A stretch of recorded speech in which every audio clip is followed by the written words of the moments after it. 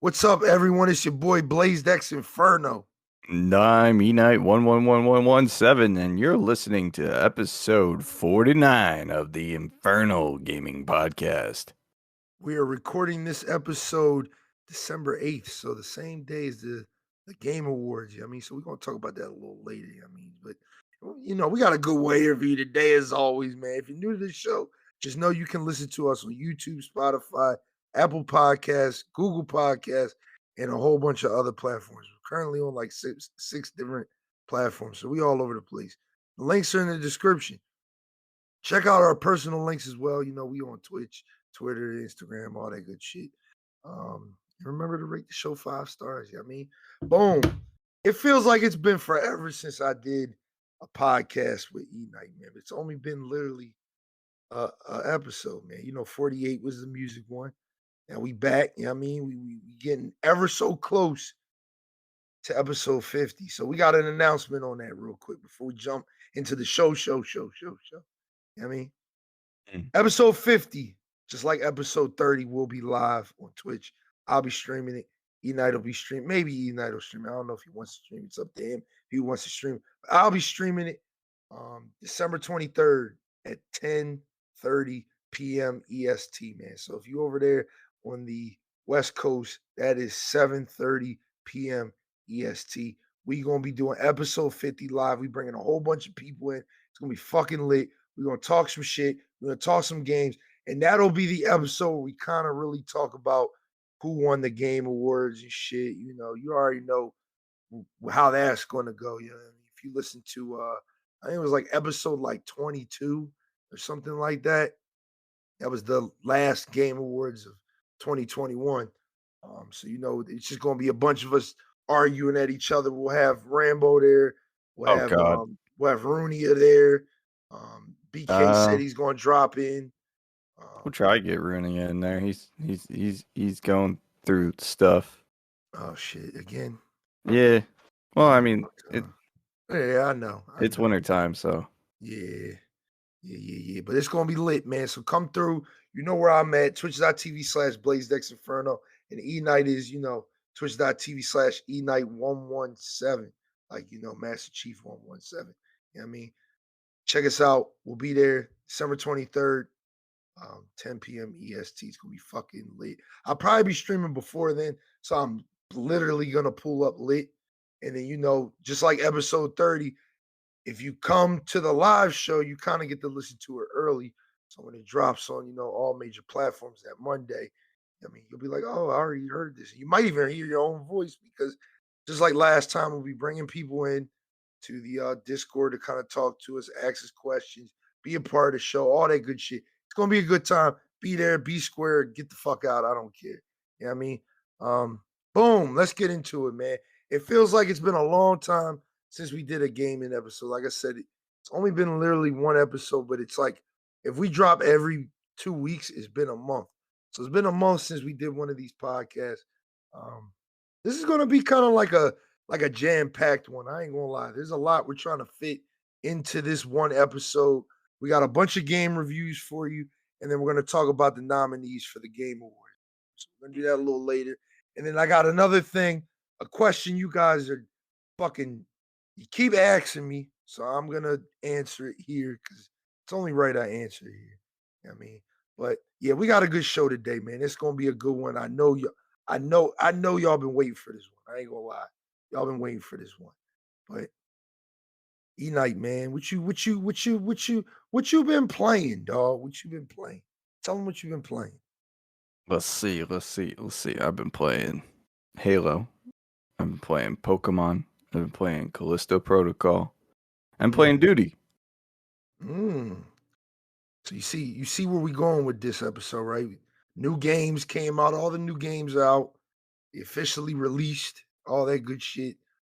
So we're gonna be talking about those, man. We're gonna give you reviews on all of this shit, man. Now I've been playing God of War off stream.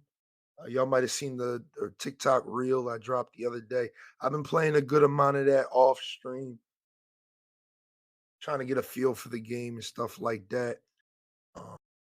I've been playing a lot of Duty, as y'all know. I've never completed a Call of Duty Battle Pass. I did for this game. I did it.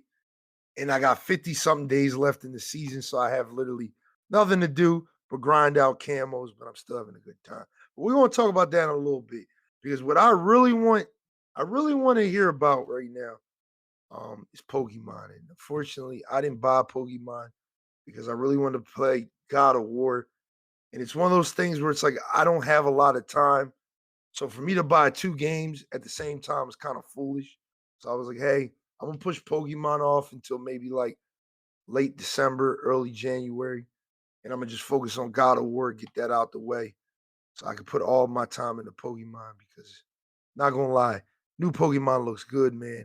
And I really liked Arceus. So it was one of those things where it was like it was a hard decision for me to make, but I had to make the decision, man. So let me know, Eknight. What are you feeling about this new Pokemon game, man? How do you feel about Scarlet and Violet? All right, check it out. So it runs like shit. It looks like shit. Plays like shit, and I fucking love it. Hey. It's one of those things where it's like there's like the outer gaming community is like up in arms because it's a game that is made by a AAA developer, and we've already had a version of this game that runs fine, which is Arceus. But it is like kind of no excuse for how it launched.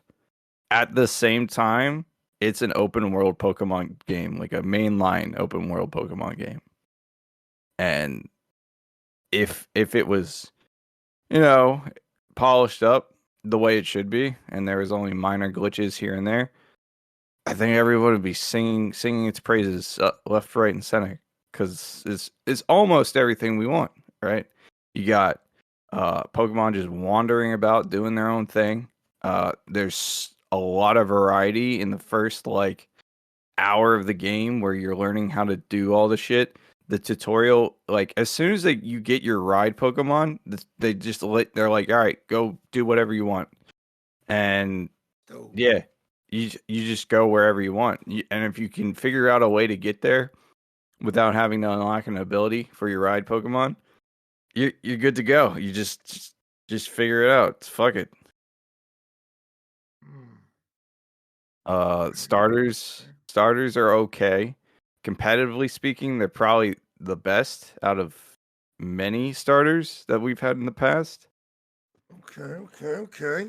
Like they all have like unique abilities and their signature moves are pretty good. Like I went with the grass starter, who turned out to be bipedal at the end of its evolution line, because of course. Good stuff. Is that is it grass dark Yeah, it's water grass dark. fighting and then it's like fire ghost. Fire ghost. Oh, that's kind of lit. I was hoping that the grass starter was probably going to be a grass fairy type or something, because I don't think we have one of those yet. So did we? No, Delphox was psychic. Psychic, yeah. Psychic he'll learn fairy moves, but it was psychic through and through. That was a good ass Pokemon. Yeah, I think the only fairy starter we have is the water, the seal from the Alolan games. I forget what gen it is. Yeah. I didn't like it. The only starter I liked was Rowlet. Yeah, because he turned into probably the best starter in the past like he grew a hoodie. Generations. Yeah, that was fucking fire. And he got a fucking bow and arrow. I was like, okay, like this motherfucker's tough. Yeah, the theme is like, because it's in Spain, so they go by like what the culture is over there. So like the grass starter is a magician, cool. or a trickster. The I think it's called Quaxley. The water type is like a Spanish dancer that John has like a dump truck as for no reason. Shit is wild. And then the third one is like it's the only one that's not bipedal, and it's like a singer. It's like, I don't know. It's weird. It has like a microphone. Its signature move has like a fire microphone it summons, and then it shoots like a ball of fire. But all their moves like power them up. Mm. based on their like weakest stats. So like the water type and the fire type both are kind of slow, but the fire type I think his attack boosts his special attack, and then the water type's attack boosts its speed. And it also, I think the water type gets baton pass. And I'm only going by their typings because I forget their names. Because I nicknamed everybody that I used in my team. Wait, But so the not to cut you off, the fire type, because what I'm looking at is some other shit. I don't what are know. you looking at? The fire type's not a fairy type. No, it's a fire ghost type. Uh, Yeah. is the final evolution for the grass cat Desperado? Because that if not, that is fire. Is it look like a ninja? No, what I'm looking at looks like some other shit, some fan made shit. Is But the it name probably is it's called Desperado, and I'm no, it's just like like, mouse that kit is or some shit. fire. That is fire. Send it to If me they on named it Desperado, what? send it to me on What? Discord what you're looking at because I'm like confused. Oh, I'm looking at it now. Never mind. Meowscarada. Yeah, it's Meowscarada. kind of it's an alright design for what it is. It's just I don't know. he started off as a grass cat. The second evolution form looks better because it looks like That's what a I'm ninja. saying. That's the one I was like that should have been a third form. It would have just been like Floricato. right. Yeah, yo, these names are hot. I ain't gonna lie to you. I ain't gonna lie to you. I'm about to name mine Desperado now. They spelled it Despurrado. I was like, yo, if that's its real name, that's like because I was already gonna pick the grass type. This is the only one that looks good. It I see. I wanted to switch to the crocodile, but my friend was like, "I'm doing the crocodile." I was like, "All right, so I'll do the grass starter then." I know a guy that's got all the starters if you want them. He's gonna give me all the starters. Eh, Everyone's got all the starters. There's actually a link code thing that another YouTuber in the Pokemon community set up. So it's now like a global method on trading starters and shit like that. So you enter like a link code and you would trade like a Sprigato for a crocodile or whatever the Fui Coco or whatever the fucking the crocodile is. I don't know. That crocodile looks stupid. I like his first form. I like his last form mainly because he's a crocodile and he stays a fucking crocodile. And his second form is just it just makes no sense. He gets like a sombrero. This shit makes no sense. So But how you feeling about the game, man? How do you the game itself, like frame rate and bugs aside, it's fun. You can climb anywhere. You can go anywhere. Like I somehow glitched out of the starting area because I was trying to like see if I can catch a Dunsparce over on the like a opposing cliff, and it was like far enough away for me to throw a Pokeball. So when I started the battle, it just took my character and put me on that cliff. So I was able to get into like a level 20 area and then catch a bunch of dudes from there. Because I caught the Dunsparce and he knew the move Glare, which just paralyzes dudes. So I would just like paralyze the dude and then throw a fuck ton of Pokeballs at him. And then I caught a bunch of dudes early on. I got like a Ralts, I got a Riolu, I got fucking Goomy, like just all types of Pokemon that normally would be locked off in like a level 60 area. Oh shit. Yeah, I Yeah. forgot. You can go like Oh, wherever the fuck you want. yeah. You can go and face any gym you want in any order. Doesn't That's matter. pretty dope. But the levels don't scale. So I went up against the ice gym, which is like the last gym you're supposed to fight. Uh, like halfway through it. So my dudes were like level 30 and their dudes were like level 48. And I still managed to win. Oh Somehow. shit. Yeah. I don't fucking know how I did it. I But I heard this got was like the easiest Pokemon game though. Um, it depends. If you er, every Pokemon game is technically easy if you overlevel your team. Hmm. So I legitimately think I've only lost like one battle, and Okay. that was because the character scaled from like level 40 something to level 60, and it's like a skill stop. It's like because there's three like story paths you can do. There's like the Path of the Titan, which is the one I did first, and then I kind of did the gym badges and Team Star along the way. But the Path of the Titan one is the best one story wise, and like fucking just because it's fun. You get to hunt down giant Pokemon and then battle them, and then they get you these. It's also how you upgrade your ride Pokemon too, because they're like guarding these mystical herbs, and you make sandwiches out of them.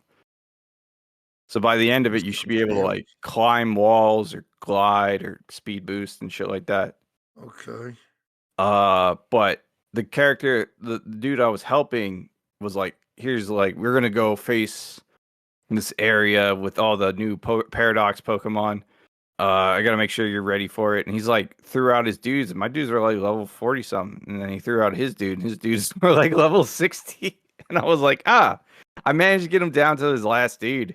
But he terrestrialized, which is the new game mechanic, and then just one shotted a lot of my dudes. Uh yeah, I hate how terrestrialization looks because your character just gets, or whatever Pokemon you're using just gets a bunch of crystals and like a hat. But I like the actual mechanic of it where you basically are changing the type of the Pokemon to something else. So like you could be going up against like a ghost type and you could throw out a psychic type, and typically ghost types are strong against psychic types, but if you terrestrialize, you can change that shit to a normal type, and then now all of his ghost moves are useless because ghost doesn't affect normal types and vice versa.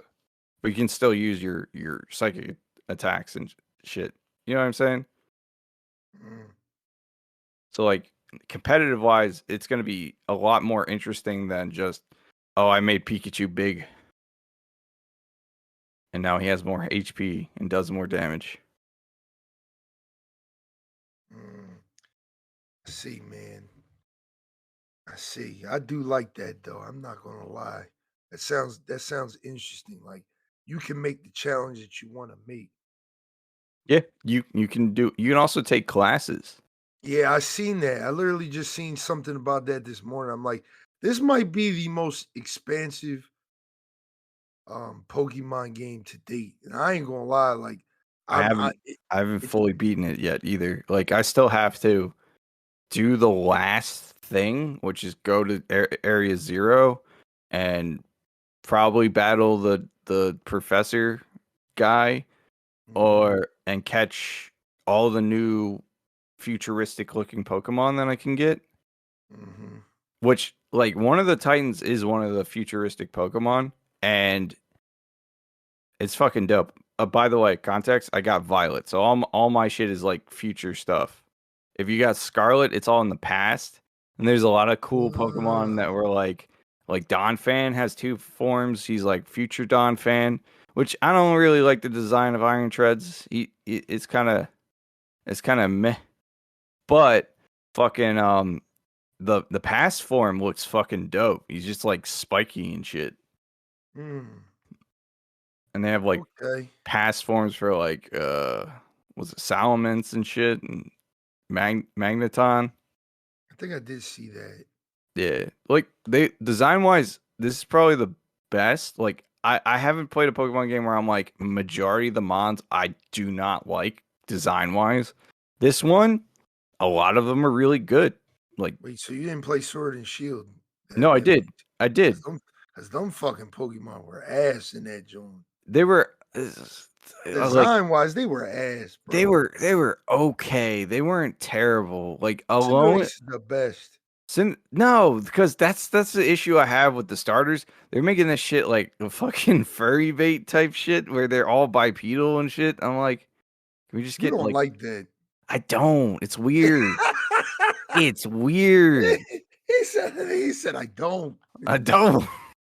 I don't Like, know. I kind of like like that. the When the they f- stand it I up. go as far as Swampert because Swampert's like, oh, I'm bipedal and I can stand on my hind legs like a bear. Like, sure, like keep it more like monsterish. Instead, it's like, yo, this dude's a soccer player. Yeah. This dude bangs on drums. This dude's a secret agent. I'm like, Yeah, I forgot about that. The I was so water type. mad about Litton because Litton was like 2 forms on all fours as like a fire tiger. I was like, oh, Litton about to be the best starter. He's fucking fire tiger. Turns into a fucking bipedal wrestler. I'm like, what the fuck is this Yeah, shit? that's right. He turns into Infernape. This shit gives me whiplash. Like I was like, the fuck, I man. Like, forgot about that. yeah. Infernape. That's Gen 4. Oh yeah, wait. No. What's his name? See, now I forget. Yeah, I can't remember his fucking name, but he's in Smash. Yeah, he's in. That's Cause, this. Cause I was gonna pick Leighton too. I ain't gonna lie, I was fucking with the name.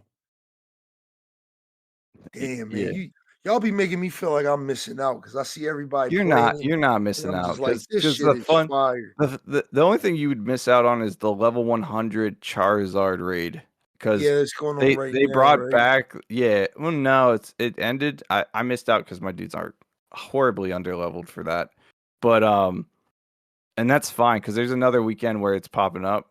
Yeah, the end of the month, I think. Yeah, so I'll probably be ready to go by then. But you're not missing out on much. Like, All right, let me ask you this, not to cut you off. I yeah, wanna ask you about most important factor. How is the online if you played any of it? The co-op, the battle, I all played of that. co-op locally. Um, it works fine.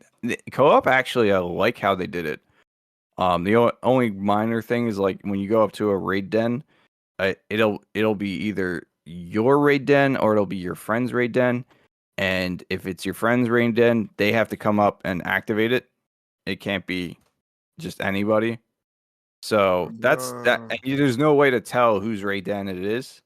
so you So click on it. yeah, so that's like the minorest of gripes, but it's a 4-player co-op game. I played it with a friend on local Wi-Fi. It's Okay. pretty simple to get into it. You just need to set up a link code and then you're good to go. Um, and then you just do what you want. You do whatever you were doing in the game. You just go do it. Can you be as like far as shit from the other? Yes, That's there's awesome. no tether. And then Yeah, I I'm think about to go this buy this shit might be tomorrow. one of the reasons why they had all these bugs is probably because of either this Co-op. fact. That's what I heard. That's what I've Yeah. heard. And listen. I'll give them a pass because co-op works fine and it's not like really shitty. Um Co-op you can catch the same Pokemon. Um you can also shiny hunt more effectively with friends. So, like, Okay. if you're a shiny hunter, you can go to one end of the map. The person can go on the other end of the map. Like, you have 4 people co-op. They all go to their sections of the map and look for just anything shiny in general. Someone calls out, "Oh, hey, I found a shiny over here." So everyone flies over there. They turn off autosave first. Flies over there. Everyone saves. They disconnect and then reload, and then that shiny will be right there for you to catch instead of just one person catching it and then everyone's shit out of luck. You get to sit, you basically can make it so that you essentially clone that shiny 4 times, up to 4 times, I should say. Okay. And that's one of Exploits. the things they did patch though.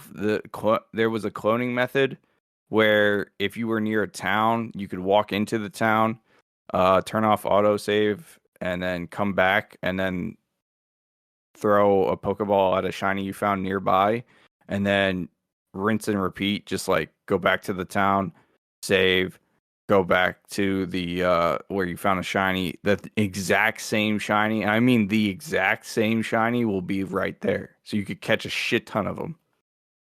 They Mm. patched that out. But yeah, I think this Pokemon is the best in terms of what the community wanted for like, I want to go anywhere. This is it.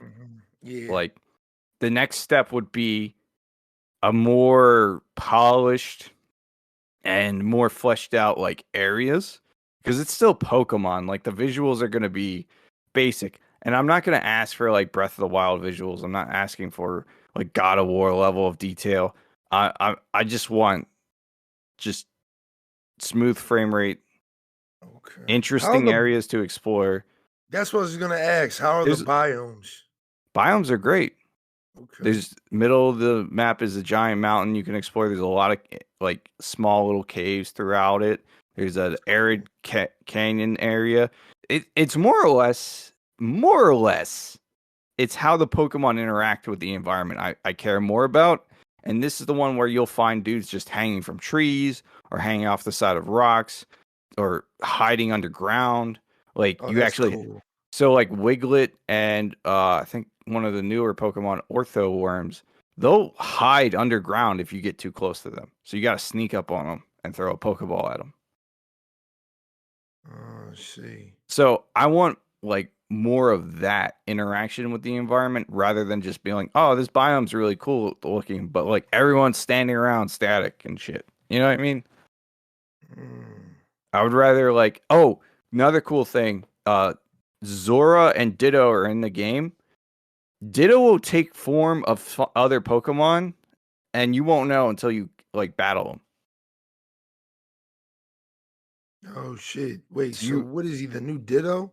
Yeah, no, it's not. It's nothing new. He's just doing what we would imagine him do out in the wild. He takes the form of a random Pokemon, and like he's around the normal gym area, and I was like, oh, there's an Electrode over here, dope. And I walked up to it, and I started a battle, and it wasn't an Electro. I immediately transformed into a Ditto. The same shit happened with Zora. Zora takes the form of the leading Pokemon in your party traditionally, but out in the wild, it's usually you just see him, and you're just like, oh, it's a Zora. This time around, they did the same thing they did with Ditto, and he's actually just some other Pokemon until you battle him, and then he's like, oh, I'm actually Zora. I'm like, oh, that's dope. Like, I want more interactions like that. You know what I mean? That's pretty cool, though. That's good attention to, because like the thing about these Pokemon games, because they've always been like 2D and or they just been limited in scale, is that they never showed what the Pokemon actually do in the wild. Like, what are they doing? Like, kind of like in Arceus, they kind of did that a little bit. Like, they showed like kind of them but they were mostly grazing or like shit. walking It's around or it's like flying around. normal shit. And it's the same here, but like some of them do more than others. So like one of the early bug Pokemon hangs from the trees, and you can get your ride Pokemon, bash into it, and knock them down, or throw a Pokeball at it. Bird Pokemon will fly. When the weather changes or rains, they brought Hoppit back from Johto, so you'll see a bunch of Hoppinins. They'll get blown away by the wind. Like there is a lot that they do with the Pokemon just existing out in the wild that I appreciate. And that is why I actually love this game, despite all the bullshit, like the bugs. And I've been lucky. I haven't had to deal with a lot of like the crazier looking bugs. But so you got like no crashes and shit like that? I think it crashed one time, but that was when I was playing co-op. Okay. Yeah, that's like the only I've only crashed like once. Like I don't know, and I'm only speaking from my perspective. So if people crashed a shit ton of times, I'll believe it because the frame rates are ass. Poppin is horrible. Visually speaking, it looks like just a slightly polished Sword and Shield. But other than that, like it's just that's it. It's like it's not a bad game. Like if you're really butthurt about the visuals, then I would say wait till they fix it. If they can even fix it, because like I feel like this game actually is pushing the Switch to its limits. Because I heard a lot of comparisons between. I can tell. Well, I mean, there's poor optimization, and there's like it's just not right for the hardware. So you can't really tell until you Hello? polish your game up. Okay. So, You cut out for a minute. Say that again. my bad. So there's poor optimization, and then there's just like not like too big for the hardware. Yeah. So it's hard to tell which is what. I want to lean in saying that it's poor optimization. Hopefully, because that would mean that they polish up the frames and it's a lot smoother. I would play this game at 30 FPS. I do not care because it's really not like the game where it's like I need 120 frames per second Yeah. all the fucking time. It's not. It's not that type of game. It's turn-based RPG. What was I about to say? That I've heard a lot of comparisons to Breath of the Wild, Arceus, and all that stuff, and I'm like, okay, so what Arceus doesn't do that this Pokemon does is that Arceus actually has less in the background than this one. So the randomization of Pokemon is probably what does a lot of the processing power in the Mhm. background while you're playing.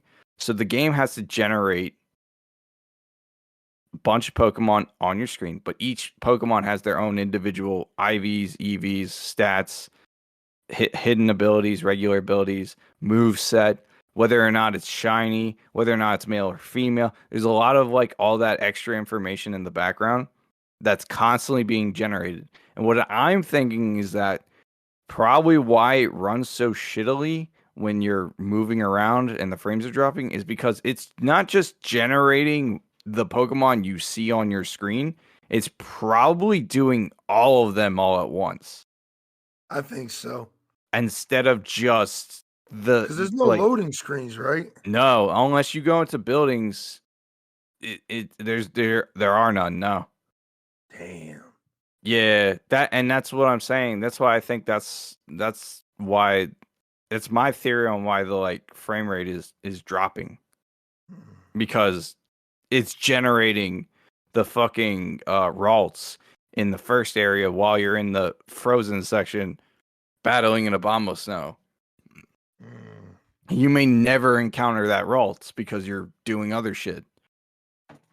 And then there's day and night cycles, so some of those Pokemon go away after a certain period of time, and then it generates new ones. So it's constantly generating like probably up to I don't know, maybe like hundreds of Pokemon. Okay. It's also generating the type of encounter. So there's encounters where just a bunch of that same version of Pokemon spawn. That's one way to shiny hunt is just after the 30th one you battle, the odds go up for a little bit. And then there's also like Pokemon that you can only catch their certain forms or have certain items based on Time of day. well, that and the fact that there's a breakout spawn. So like Tauros has 3 forms now. It's a fighting type Oh instead shit. of a normal type by default, but it has a water form and it has a fire form. It What? visually speaking, it's very minor the differences. One has like a water uh like blue little things around it and has a water beard, like kind of like a pirate's beard, and then the other one has like it's got full like pointed horns and its hair will glow fire like a reddish color from time to time. That's dope. um it's dope. I wish visually speaking they were drastically different based on the forms, but they're not forms you can like, oh, I'll evolve my Tauros into that form. It's a form you have to catch. There's no like I don't think you can breed them either. Or like Firestone or anything like that. No items, nothing. You just catch them outright. And they're usually the leader of a pack of dudes that spawn in a group. That's So pretty cool though. yeah, and then the same thing with B Sharp. If you want to get its new third Evo, you have to catch a leader of a pack of Pawniards, um, Hmm. and it'll have an item called like King's something or other. I forget the name. But in order to evolve it, you have to basically fight the same B Sharp that you caught it, how you caught it. So like you have to fight the leader of the Pawniards 3 times in a row to evolve it to King's Gambit. or whatever his Yeah, last name is, I or think I his did last see name, that. his last form's name. Yeah, like there's a lot. It's a lot of like shit, and like it's good. It's good. So I'm willing to deal with the shitty frames because this is good. If it was like Sword and Shield level of gameplay and the frames were terrible, I would not accept it because it's like Yeah, despite the cool new Pokemon, it would be like, oh well, the gameplay is literally the same thing we got last gen. So yeah, why? on the 3DS. Yep. Yeah, and then why is the visuals worse? Mm, You know what I mean? yeah. Because if you're not gonna give me good gameplay, at least give me decent visuals. Okay. So close this one out. What do you rate it? What can you safely give? So I know you didn't beat it yet. I'm like right up. I'm technically like right up to the end, but if if it ran as intended, it'd be a 10 out of 10. Ooh. But because of the visual bugs, it's a 7. Wow. It loses 3 points for visuals. Yeah, it normally doesn't bother me that much, but like if it's crashing as much as it is as I hear about, that's a Hmm. problem. That's a big problem. Yeah, Frame rates I yeah. can deal with. Little fucking funny glitches I can deal with. Crashing is terrible because It if you auto crash, saves though, right? yes, but like autosave only does so much. Yeah, that's true. So if I crash in front of a shiny and reload and that shiny's gone, I'm gonna be hot Yeah. because that's like a 1 in 4,000 chance without any Yeah. type of like modifiers. Yeah, man. That's kind of what scared me away too. Once the reviews came out, I was like, yeah, like I'm gonna wait for them to You fix this don't because I know it's just something they could patch, do some software patches to kind of if you don't smooth care things about out. like shiny hunting or anything like that, Nah, I give then two fucks about this shit. I go then after. then this is a game you can play, and the only thing as long as the frame rates, if you don't get motion sick from how bad the frames are, then you should be okay. Because once Wow. they fix it, it's an easy 10 out of 10. Like this is the most expansive Pokemon. It's story wise, it's actually very good so far. It's not like some world threatening end bullshit. It's just like you just are just going to school, That's and then dope. and there's just shit going on. That's And definitely dope. they didn't just oversaturate with a bunch of legendaries this time around. So there's at least like there's Miradon, there's the other dude. They got a Uh, new there's Team four. Rocket in this. That's Team Star. It's not even like a Team Rocket. That's what I'm saying. It's not like some world-ending threat or anything like that. Okay. But I do like the Team Star story because it's actually like about height. It's about bullying. What? Yeah, well, because they're kids. Ah, They're okay. like they're like uh Team Skull essentially, but Oh, less okay. intimidating. All right. Yeah, I'm gonna The, definitely the, check that out, man. I thought it was all right. I definitely like the Titan story. I'm biased though because it's about a dog. Oh, yeah, this nigga loves dogs. You gotta go save the dog. Okay, all It's like, right, I'm all gonna be right, champion. It's like after the second mission in Titan John. We kind of fuck that. I'm gonna go save this dog, dude. all right, all right. Well, there you guys have it, man. If you ain't been sold on Pokemon yet, I think Enite did a very good job of selling you on it, man. At I the think very least, like if you want to hold off till it's on sale, then that's fine. that's never gonna happen. I mean, yeah, Nintendo games do not go on sale they go on sale. They just don't for go on. $55. Yeah, they give you five to take the taxes off. Yeah, that shit goes right back up to 60. Oh man. All right. Let's make this next review short and sweet because that's what I'm gonna make it. I'm gonna make it short and sweet. Now, E Okay. Night ain't play this one. We're gonna talk about God of War next. And I was thinking of saving this for last. Because this is what a lot of people kind of consider to be one of the bigger games of the year. God of War Ragnarok. That's kind of why I bought it. Mhm. So we can kind of talk about it on this podcast. Um, Yeah, because it's like I'm this one and Elden Ring are like the top two for Stray. Stray. Oh, Stray, the cat Yeah. game. Genshin I Impact, apparently. that game came out like last 2 years ago. I think it's like a runner up for game of the year or some shit like that. How I don't the know, dog. Are we just letting any game bring Let me Skyrim double back? check because I think people were talking about it, and that's Is what it I like was just like. players choice? Oh no, it's Xenoblade Chronicles 3. Oh no, that shit ain't winning. Yeah, we'll talk about that in a little That bit. was just to fill a slot. Yeah, but a lot of people thought this game was going to be, God of War Ragnarok was going to be like the Elden Ring killer. But I'm gonna let y'all know this right now. I'm saying this on podcast, man. It's crazy, but it is what it is, man. Elden Ring ain't my type of game, dog. It never was to begin with. I literally bought it as something to stream because I knew I was gonna have a hard time with it, and I knew that my viewers were gonna enjoy it. I did actually enjoy the time that I played it. I had a lot of fun with it, but I had a lot of frustration as well. I feel like you Um, probably would have enjoyed it more if you had co-op.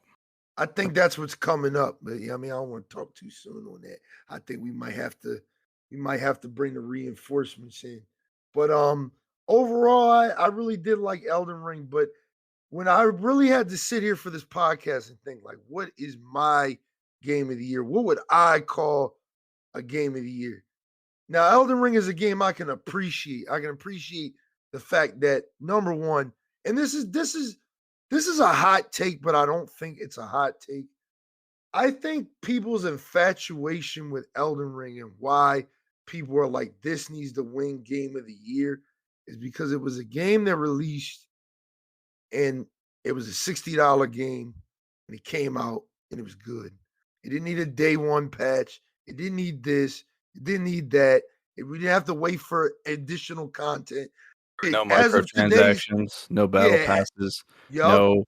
no fucking DLC You season paid passes. $60 and you got a game in today, or I think yesterday Game they announced that. fully finished game with multiplayer that actually worked, and netcode Yup, may have been a little ass depending on where you were, but like at the same time, it still fucking worked. it was a good game. But because of who I am, and it's not my cup of tea, I couldn't say it's my game of the year. But honest to God, I ain't gonna say God of War is either. Because let me dive deep into this. All right, because I kind of had to think about this review. Because as of this recording, I've only got like 8 hours in the game, and I'm not gonna lie, dog. Like Sony has an issue with their first party games right now. I think the issue is they try to make every fucking game like The Last of Us, which is I'm not saying that as a bad thing. I'm saying that because I actually do enjoy The Last of Us slow. first Yeah, I one or the second one? the first one Okay. where it's just kind of slow. You're doing a lot of walking and you're stopping and you're looking at things and you're talking to your companion and Yeah. then you're moving on and then action sequence and then that's over and then now you're solving a A lot of puzzle or you're downtime. doing. Yeah, but I like when people used to talk about that Red Dead Redemption 2, they're like, oh, there's just all this talking and horse ride. I'm like, dog, I love shit like that. Like where it's just you're taking these little rides, right? And they're not little, they're long fucking rides in Red But Dead yeah, they're 2. like 20 minutes. Yeah, but Yeah. the whole time there's dialogue between you and whoever you're riding with. So it's Yeah. like it's not like it's just this ride where you're just mashing X, I mean, forever and there's nothing going on. It's like there's a whole story being told, and the characters might stop and observe something together or do this or do that. It was just like the set pieces were very, very good. Mhm. God of War Ragnarok does this very well. I love just the interaction between Kratos and Atreus when they kind of stop and they're just like, "Oh, look at this," and "Ooh, this looks interesting. We should check this out." And it becomes like a little side mission you can do. And you're just like, "Oh, okay, that's like." It's cool how it introduces things to the player as you move. Yeah. And I like that. But I think the problem with Sony is they have too many fucking games like this at this point. They have too many games. They're just like slow paced, let's walk and talk type games. I mean, I think like I'm not gonna say Horizon was like that because it, Oh, it it definitely didn't have parts like that, but it had sections where there's just a lot of dialogue. There's dialogue. a lot of things going on. Um, I mean, Skyrim had that. I think a lot of RPGs do have that, like we're walking, talking kind of thing. Like Skyrim had that back in the day. Definitely Red Dead Redemption, GTA in general has that. yeah, I think it's like I think it may be the fact that you've been playing many of their first party games yeah, instead and of I having more of a healthy dose of other RPGs that don't yeah, do that same shit. yeah, So yeah, maybe you're yeah. just burnt out on that style of mechanic rather than uh it being like unnecessary because a lot of people do appreciate, and it's one of the things I do appreciate about games like Mass Death Effect where Stranding, yeah, Death Stranding. can't say anything about it because I haven't played it. But it's one of those games where I appreciate, like even Callisto Protocol has a little bit of that, where you're I walking around seen, in I dialogue. seen. Dead Space does that too, but it's more you're on edge anyway because anything can happen at that point. Like I think I think having those downtime moments is important for story and context because there are plenty of times where I'm playing, like the Modern Warfare campaign. They're talking about shit. I'm like, okay, but it's Modern Warfare. Why are we talking about shit? Let's get in the Yeah, action yeah. here. Like, Let's get why? this. What is Yeah, what the briefing is supposed to happen in between the missions? Like, why am I yeah. getting this now? Like I'm not saying it's a bad thing. I'm just saying that I think Sony has too many of these. Like this is basically Last of Us just in All a Sony has though, they don't have multiplayer IPs like that. well, they working on it. They They working on it they can work on it all they like, but it seems like they're bending bending their knee to the PC platforms pretty soon. in the single player games. But Miko, that's all. That's another conversation for another day. God of War Ragnarok.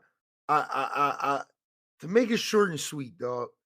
I like it, but if you played God of War 2018, you've honestly played this game, and I think again, it's more story nah, changes.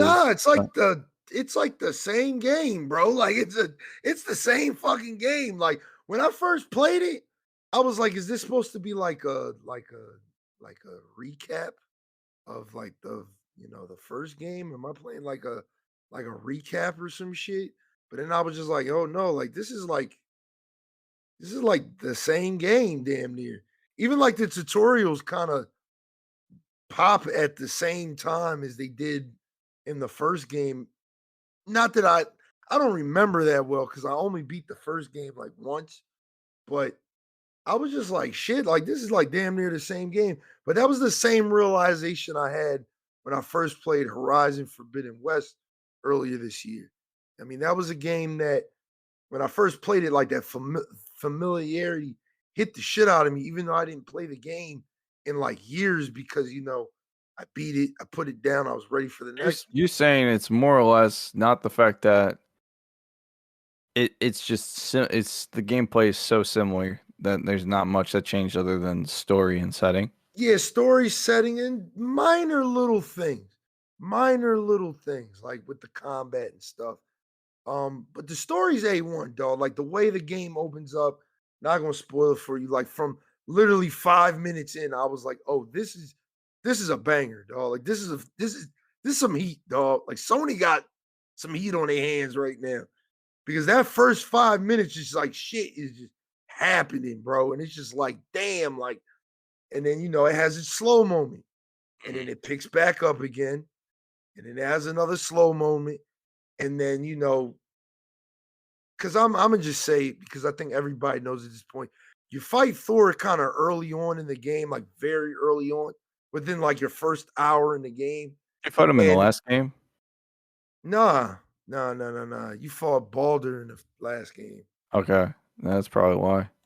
So you fight Thor like pretty goddamn early. It's you know what I mean? And it was fucking is fucking heat, dog. I was like, yo, the way the boss fights are kind of introduced to you too are really lit. Like, especially when you go up against the gods, it's like it's these big, massive set pieces, and it's like it's awesome, bro. Like, I ain't even gonna spoil the boss fight because it's that lit. Like the things that happen within it, you're like, this is fucking fire. Like, there's a part where you think you're like dead, and then it does like the Metal Gear Solid.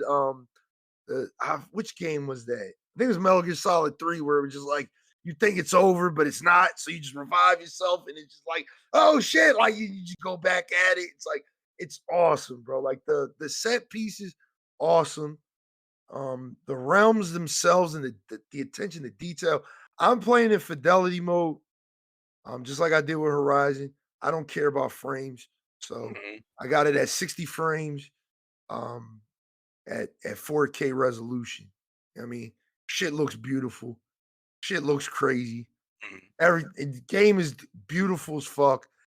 It's not as good as Horizon. Good if you see my stream of Horizon. That game, I was only streaming it at 1080p, but what I was looking at on my monitor looked crazy, dog. Like, I'm Mhm. trying to tell y'all, like that shit is one of the best games I've ever played. I haven't played anything on PC that comes remotely close to the attention to detail Horizon Forbidden West was.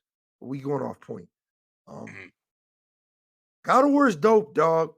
God of War is a very good game. If you're a Sony pony and you didn't buy this game, you're doing yourself a disjustice. I even heard it runs. I'm playing on PS5. You said Um, disjustice?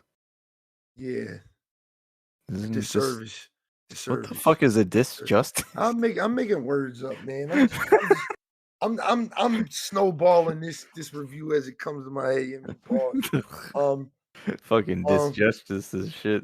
yeah, I mean, you made me lose my train of thought, man. You My bad. motherfucker. Nah, if you have a PS4, PS5, I highly suggest you go pick this up. I heard it runs really good on PS4. It's just your your Your fan's gonna be PS4 is gonna, fly out yeah, your room. Yeah. yeah, that joint, I haven't yeah, turned my shit on in like over 2 years. that's not good, man. You should probably turn I that joint probably on. should make sure that shit works still. That shit's a microwave at this point. Yeah. Yeah. But Start cooking eggs on that shit. God of War is lit. But I'm gonna hit the Sony ponies and everybody else with a hard pill to swallow is that this game isn't going to beat Elden Ring. And if it does, the Game Awards Is shield it. And I don't think they will. wow, I think, another Sony IP beats a better game. That's crazy. yeah, Never I don't happened see, before. yeah, Like but I don't see it happen with Ragnarok, and I'm gonna tell you why. why? The familiarity is too goddamn heavy, dog. Like I said, if you played 2018, it's literally same controls, same movement. It's Um, it's you it's get a the Blades static of Chaos pretty damn early. That's the it's a only thing. static story, so it's like the same like replayability is like probably only there if you miss stuff. Nah, the replayability. One thing about them Sony single player games is the replayability is there from the rip. You got New Game Plus. You got all types of different shit you can do with that I'm shit. like I get New Game Plus. It's something I became less of a fan of as I grow older because I don't have a lot of time. The time, yeah. So it's like I just want to play the game and beat it. And I then enjoy New if Game I Plus. really want to look for shit later, then I'll go look for shit. But like I don't know. I Me, if but it's a static story. There's always like the yeah, canon ending. Whereas like in Elden Ring's case, it depends on what you choose. this is true. Like there's 6 different endings and there's a rumor. And here's the funny thing about Elden Ring is that the creator is such a fucking troll that there might be a 7th ending and nobody has found it yet. Oh man, can I get one of those endings? Like, god damn, Yeah, I just you want one can of if them you shits. play the fucking game. I'm looking at that shit right now on my PlayStation. Like, man, what the fuck? Man, Yeah, what the fuck, man? But but Yeah, I think I it's think the whatever. I think the familiarity is like too is it's just too heavy, and you can argue the same thing with Elden Ring because if you Mm. played a Souls game, I have, it, and it's just this it's the it's same shit, just open world. nah, you can jump now. All right. Anyway, the That changes familiarity is there, everything. but I think the familiarity with God of War is like it's one of those things where it's not a negative. Like I wouldn't say it was a I mean, con, like it's a something that I didn't sequel. like. It's a sequel to a new rebooted franchise. Yeah, Kind of soft exactly. reboot because it's essentially a different point in time in the series. Yeah, yeah. But like I a sequel isn't supposed to be drastically different. I mean, like fucking Halo 1 to Halo 2. It's like, like story-wise, it's not supposed to like be crazy. Yeah, but I'm not gonna lie, Maybe it's y'all. the fact that we're in this time of gaming where sequels don't feel like they're sequels a lot. They just feels like Mhm. extended DLC because we have God of War 4, which was visually good looking and all that shit, and then it's like God of War Ragnarok. Well, it's still visually good looking. It's not like we can really improve those visuals any more than they're like it'll be slight differences if we do. Yeah. Stuff that a lot of people probably won't notice when they're halfway fighting a fat Thor or whatever. Like, But this is my thing with it, right? Like when I think about a sequel, like when I think about sequels, like most of the time, because I know this. I grew up like Resident Evil 1 to Resident Evil 2. Damn near the same game with some different changes. Metal Gear Solid 1 to Metal Gear Solid 2, which is Metal Gear going into another era, played literally the same, introduced first person mode. Yeah, I mean, introduced a new character. That's it. Like I'm used to the familiarity of the sequel being the same. Like I'm not saying it's got to be this drastically new game, but that familiarity is like a little like it's a little too strong, man. And it's like I said, it's not a negative towards the game. I'm not sitting here like, oh, I didn't like it because it was literally like the first game. It's just like what I don't it's like like about Overwatch it. 1 to Overwatch 1.5. The only thing I'm gonna say that I don't like about the game, and this is just me, is that the combat they made it a little harder, I think, because you used to be able to do all right. If you played 2018, if you play this new one, you know that this game kind of has like Resident Evil 4 controls. So it's like over the shoulder controls. So when you're fighting, you're looking directly at an enemy or a little group of enemies in your screen radius, but you can't see behind you. But that's what you have like these arrows that are pointing out of like Kratos's waist to let you know, like, hey, you got an enemy over here, and an enemy over there. And when the arrow turns red, you know that the enemy in the opposite direction is about to attack. So you Yeah. simply just roll out the way. But me being who I am, playing like Assassin's Creed, growing up playing games like that, where it's like when you get to these enemy encounters where there's all these different enemies on the screen, it just kind of pans out so you can see everything. This game just kind of the camera like sells, dog, and it gets like irritating sometimes. You're saying And it needs more of like a lock on type thing? it has a lock on, but the first game had a like a 180 turn that you could just quickly turn Uh, around. You know what I mean? They did that got get rid of it for story reasons. They got rid of it what is because he can't turn around now? nah, there's like that button is being used for something else now. So how's that a story? It's a story reason because it's a new My man item, man. can't turn around no. Yeah, Kratos, God of War can't turn around no more.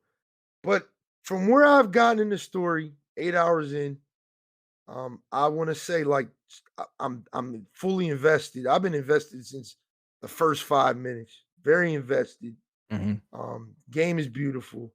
Boss fights are fucking insane. Like even when you fight the bear, it's just like insane. Just like everything's just that God of War feeling is more so in this than it was in 2018, if that makes sense. Because 2018, I felt like like I've never been big on God of War 2. Let's put that out there. I've only played God of War 1 and 2. I never played 3. And I never beat 1, and I got pretty close to beating God of War 2. But I've never been big on God of War. But I've always known God of War to be this like gory, beat 'em up, hack and slash game where you're just destroying the shit out of shit. And then I feel like they took a different pacing, different setting that kind of worked for them with these past 2 games. Was it less But gory, less graphic? well, they're still gory, but I feel like instead of you just like you're thrashing on like 4 enemies at the same time, you're more so like there might be times where you might be able to juggle in like for me, like I'm juggling in a second enemy when I'm doing my combos and shit. But other than that, it's like you're beating on one dude and then you might throw your axe at another guy, and you just kind of gotta watch gameplay how the combat works. But I feel like in this game, it kind of feels more like the older games than um the 2018 game did. But then Okay. again, the 2018 game, I barely used the Blades of Chaos. I always use the Leviathan axe. Ooh, In side this note. game, yeah, Side note. You gonna stream Crisis Core? yes, sir. Okay. I wanted to know. Yes, sir. Why? You gonna stream it too? I want to watch it first. I want to see if I want to pick it up. What? Yeah. Well, I mean, Question? Is that even a question? kind of Fam, that was is. like one of our favorite games I'm not as trying to kids. listen. I already bought Pokemon. I bought Callisto Protocol. All right. I'm about to buy High on Life. High on Life. What's that? That's the game the Rick and Morty people Oh man. where the guns talk. It's funny as shit. Oh yeah. But to finish up this God of War review, because it's short and sweet, because like I said, This is not short. I barely have anything negative to say. The only negative thing was the camera. Other than that, I'm enjoying the story. I'm enjoying everything with it. I'm just gonna hit y'all with the reality that I don't think it's gonna be Elden Ring. But I'm gonna give it with 8 hours in. I'm not gonna rate it yet. I'm gonna rate it when I beat it. But right now, it's like a solid 9, dog. Like I ain't gonna hold you. It's a solid 9. And that's all I can give it since I didn't beat it. I'm not gonna give it a 10 and I ain't finished it yet, but I'm having a lot of fun with it. I mean, when I do pick it up, I have a hard time putting it down. But I be so busy with streaming and life and work and shit that I never have time to literally sit there and just play it for long stretches like I want to. So that's Yeah, it. That's definitely, God of War definitely didn't do Ragnarok. that. It's God of War Ragnarok. It was a game that everybody was telling me I should stream, but I was like, I need a game for when I'm not streaming, and I wanted this to be it. And I'm glad I picked it to be it because I may do a new game plus on stream. Who knows? I'll probably do like a new game plus on stream. Honestly, there are games that I just won't stream because I just want to play them. That's how I am. That's how I thought I was with Horizon. With Horizon, I was like, I don't want to stream this. I want this to be like my off-stream game, but my fucking backlog got so husky. I was like, I got no Let's choice make because I about really to get want to play worse. this game. About to get And worse. This upcoming year is gonna get worse. yeah, like I'm still sidebar, playing Jedi Fallen Order. crazy. I'm halfway through it. Actually restarted because I forgot the controls and I was like, I was in the middle of a boss fight. I was like, I'm not gonna do this shit Yeah, and you might fight as well this just boss. I restart. might as well restart. Yeah. Side note, I did beat Horizon on stream. Y'all saw that. I did say I was gonna give a review, and I'm gonna give it to you. It's a 9 out of 10. Hey, 9 out of 10. I'm not gonna go deep into it, but I'm not gonna lie to you. It would be my game of the year. I'm gonna tell y'all what my game of the year is gonna be later, but it honestly would be my game of the year if another game would come out and be good this year. Um, but it's good. So um okay. I really liked Horizon, dog. Like yeah, like I've been telling people, it's very slow in the beginning. So the beginning can feel kind of like a slog because you're kind of like trying to learn things. You're crafting things, you're opening the world up a little bit to you. But once you get that full on like open worldness, it's like that game is popping. It's just the only thing I wish you got flying closer to the beginning of the game. Like I ain't gonna lie, you ain't get flying until literally like before the last boss. I was like, that is crazy. I was like, that Yeah. is crazy. That is crazy. Once I got the flying ability, I was like, yo, this game is fucking fire, dog. It's a good game, man. Horizon Forbidden West, definitely pick it up, man. Definitely pick it up. Definitely pick it up. All right, next review. Next review. So, like I said, God of War is a 9. Eknight gave Pokemon a 7. I gave Horizon a 9. Callisto Protocol. Go ahead, man. I'm Tell not them even done about. the game. I'm not I done the know, game, I know, but but just so give him far, some. so this is supposed to be the spiritual successor to Dead Space, and I have my gripes with it. I wanted it to be good, but it's not. It's not there. The problem is that it does that thing where it I don't know. It's like you can have a. All right, let me just back it up. The issues I have, aside from technical difficulties, which there are some on PC version that I'm playing, there are still some technical difficulties on console players. Xbox apparently has it just as bad as PC, from what I've heard. PS4, because it's a Sony endorsed game, seems like they prioritize the Sony version more than the other versions, which is Because I didn't even know it bad. came out on Xbox, to be honest. I thought Yeah, it was PC and PlayStation. no, it came out on everything. It's a multi-plat, but Sony was promoting it. It's like, they Uh, had the promotion rights or some shit. I yeah, don't know. yeah, yeah, yeah. So, from what I heard, it runs better on the PlayStation, which means that the studio prioritized that PlayStation version more than the PC or Xbox version. That's red flag number one. Red flag number two, they're selling a bunch of DLC before the game even comes out. What? They're selling first of all, they're selling skins for a single player game. If you want skins to wear in your single player game that you can't earn, that's a personal choice. But they're selling story DLC and game modes that aren't with the game before release. So there's like a horde mode that they have, and I'm confused why this isn't just in the game.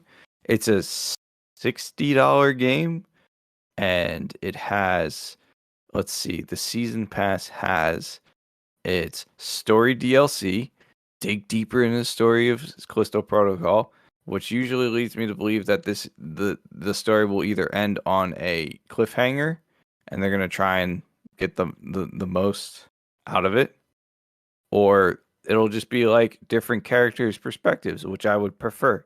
There's a riot bundle where you go to a previously undiscovered area of Black Iron Prison and battle through waves of brutal enemies and gather credits to upgrade your weapons or forge new ones and survive the onslaught as long as you can in Riot, an all new mode. Why is this a season DLC for a single player game? Yeah, You know what I I mean? thought you were explaining the mode in the game. Like, oh, that's pretty lit. This No, it's DLC. something. What? It's DLC you have to buy. Oh, they tripping.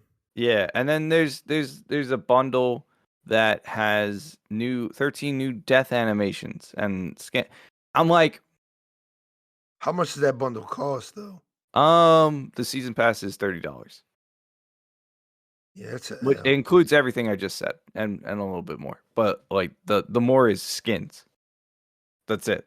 Like it's not. Yeah. That's what I'm saying. Like Dead Space 3 did this same style shit. It was Mm-hmm. worse actually, where they Yeah. had skins and upgrades and free shit just ready to go when the game came out, which is in a survival horror game. Oh, You I can know. buy the best gun from the rip. Wait, did they take off the survival horror of this game? Oh no, they didn't. That was just the other thing. Okay. I was gonna say this game is survival-ish horror. It's definitely horror. The enemy design is fucking great. Um, You got dudes climbing on walls. You got giant robots. You got mutant prisoner dudes. Combat is this is going to be probably a bit of a wild take. If the combat was 1v1s, it'd be the best combat. But because it's not, it kind of suffers, right? So like it's like kind of like, and I'm going to say Dark Souls because it's the easiest thing that everyone can understand. It's like that where you lock Why is onto every an game enemy. like Dark Souls? Always comparing the game to Dark Souls. I'm just saying it's a third person over the shoulder. But you have like you don't manually lock on because they do this whole immersion shit. Like in Dead Space where your menus are part of the actual world you're living in. So they have Yeah. like that weird holographic shit. So this game is like you soft lock on to a character that you're fighting, like automatically. The problem is that you can't change that to a different character unless they get in front of you or you try to run away. There's no way to tell if dudes are behind you. Even with audio cues, which is hard to hear because everybody that you're fighting is like growling and gurgling and it's like super fucking detailed sound design. I heard that. I played it on normal at the beginning. Enemies have far too much health. Yeah, I heard that. I heard There's I heard there's that. like the regular enemy, the first enemy you fight, I was almost dead by the time I got through it. I was like, there's no reason that it should be like that in the very beginning of the game.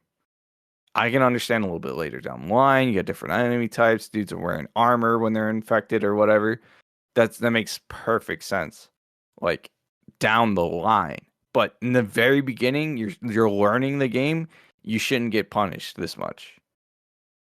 So I got to a point where I had to fight an onslaught of just dudes after dudes after dudes. And they're coming at me into twos and threes, which the melee combat, which is the main focus of the combat, is hard to do when you're getting mobbed because there's no crowd control fight. You literally focus on one guy.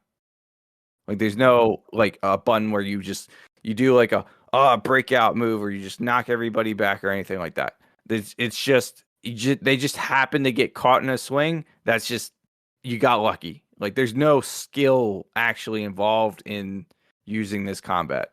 Like the skill is in the 1v1s, but not in the like multiple combats. So you can use your gun to like kind of stun dudes, and when you knock down the difficulty, your guns actually kill people. You burn through a lot of ammo, but like you actually kill people with it. So that's good. That's kind of what I was hoping for is guns in a game where it's supposed to be like Dead Space and you're supposed to use ranged weapons to fight zombies and shit like that. But melee combat, it's satisfying when you are in a 1v1. It's a hell of it's super fun. Like the dodge mechanic, I like it. It's just unfortunately it doesn't work in this style of game. Like if this was a like a over the shoulder style game, like where you're like just boxing one dude, like it's a boxing game, but they did it like a third person. I think it'd be a lot of fun. I think a lot of people would enjoy it. But this isn't that type of game. It's a Dead Space game, and the melee combat that they designed, like, is more about the cinematic feel of the game rather than the actual gameplay, and that makes this game suffer a lot. Story-wise, it's interesting because it's a lot of mystery. You have no idea what's going on. You crash land on here. You have the only reason you know you're there is because you're making a delivery, and then you crash land, and then you get thrown in jail for no reason, as far as you know. And the game's been hinting at there's a reason why you're here. And your character, just Jacob or whatever the fuck his name is, because he's like a generic white guy protagonist. Generic white male. I mean, there's nothing wrong with that. It's just like you can make the characters more interesting. Yeah, that's what everybody's been saying. They said that the character's like not that interesting, but the world is and the story is pretty good. Now I did spoil the first like 15 minutes or 20 so minutes for myself It's And I won't fine. lie, the only thing I didn't like was the transition of the jail thing. It kind of just like you from Where what you I go saw, you get the thing put in your neck, Oh, and then yeah, the yeah. next minute all hell breaks loose. It's Yeah, not like it's not like he's been in jail for like a a good couple minute. months or like a year. Yeah. It's like literally like maybe like 2 hours later, like I all hell think breaks loose. I think there's a little bit of context. There may be some context that it might have been a time skip because he's like he's got his head shaved and Yeah, he that's what still I thinks said. like in the transition part, he still thinks he's wearing his jacket and has hair and shit like that. He just has a thing implanted. So it's possible that there was time skip from when he got in, and it's more or less like the story because I haven't beaten it yet and it hasn't been revealed. He may have just like hallucinated a lot of shit and then came back Mm, to his senses during the outbreak, or like it. I would have preferred. I'm a huge preference on slow introduction into horror because it adds tension. So like Dead Space 1 was perfect. It was perfect, perfect. You're like perfect. on a 10 ship, out of 10. you fly up to the ship. They're like, "Oh man, the ship's fucked up, and they might have a busted comms array." And then your ship fucks up and you crash, right? But instead of all hell breaking loose as soon as you get out of the ship, it's like, nah, man, everything seems fine. It's just like nobody's here. What the fuck? You walk into there, everything's status quo. Quarantine activates, and then all hell breaks loose. Like it's a slow burn. It lets you get yourself immersed in the world first before all the shit goes crazy. And I like that, and I appreciate that from a Mm, game, from any game that does horror like that, because if you're yeah. gonna I want to be immersed in That survival horror. setting was perfect though. The It setting for Dead is. Space 1 And the was remake looks so fucking fucking good. fantastic. The only thing I don't like that I've seen so far is the fucking dialogue. On the dialogue. If you want to watch the first 18 minutes on the IGN, John, you already and then watch like the same intro from the original game, you'll see what I'm talking about. Like the acting Alright. is not there. But I know why. It's because this game, the remake, is going to be more Metroidvania. Okay, cool. Because you can go back. You're not like, oh, that you can explore this one area for this mission, and then you jump on the train and move on to the next. Like this As is long as more. this game isn't as loud as the first game was, because that first game, I There always was a remember how loud reason that for game was. that, though. The whole point of that is to keep you on edge That game because was loud as shit, it's dog. Like, loud, so you can't hear if there's somebody sneaking up on you, and they do that. They fuck with you, and I love that shit. yeah, the first game was Dead Space 1 was just like, It was so goddamn, good. dog. Dead Space 2 is good in its own right too, but it's Yeah, like yeah, yeah. Two's good. 3 is just Yeah, one was just it was just that was like hard done right. And that was the thing. That was the thing about this. Like, just like the setting for Dead Space 1 was good, like the setting for this was like, in my eyes, even better. Like, I mean, it's in a you're prison. basically doing, yeah, you're doing the manhunt thing. Like, I I would have like that. preferred and this is just me because I'm a huge sci-fi nerd. I would have preferred it in actual space. Like Instead of like a planet.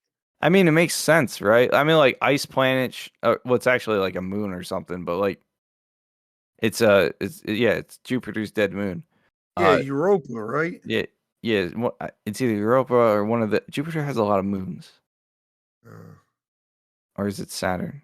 No, I'm pretty sure it's Jupiter. Jupiter has like a fuck ton of moons. Um, what was I gonna say? No, I would have preferred it like you're floating in space because then it adds more actual being in space. I hate games that put their setting in space and then you never really get to traverse space like in like a person like as a person like in a spacesuit. mm, That's why I like Dead Space 1 and 2. 2 more cuz they fleshed out the 0G gameplay. So you yeah, actually fly around and do shit in space. And then they had that in the beginning part of 3, which I appreciated because there was a lot of space to explore. But as soon as you get on the planet, that shit's like it's gone. gone. It's Yeah. gone. And I'm Yeah, like, I hated it so much. Like the first half of Dead Space 3 is like what I want yeah. from many. Dead Space 2 had a good setting too. That little city Well, it's joint. more yeah, it's a space station city.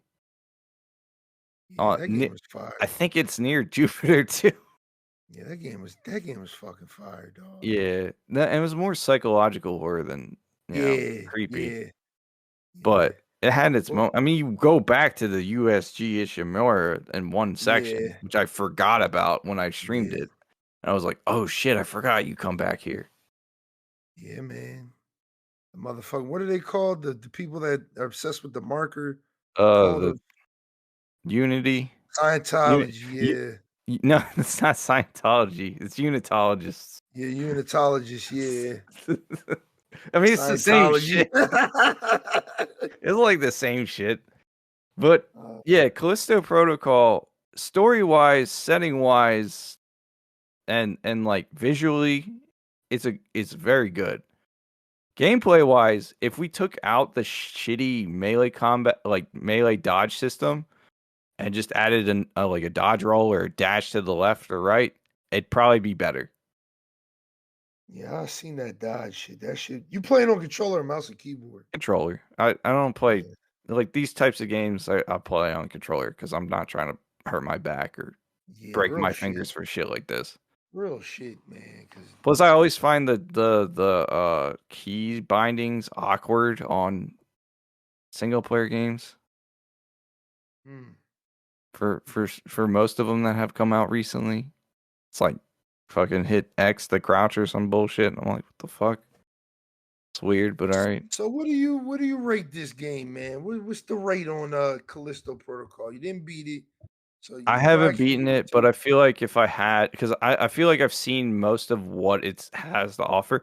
I think it's legitimately actually fucking scary to play this game. I'm gonna tell you this like right now, like the bullshit combat aside, because I knocked it down to easy, so now it's more manageable to fight more than one dude.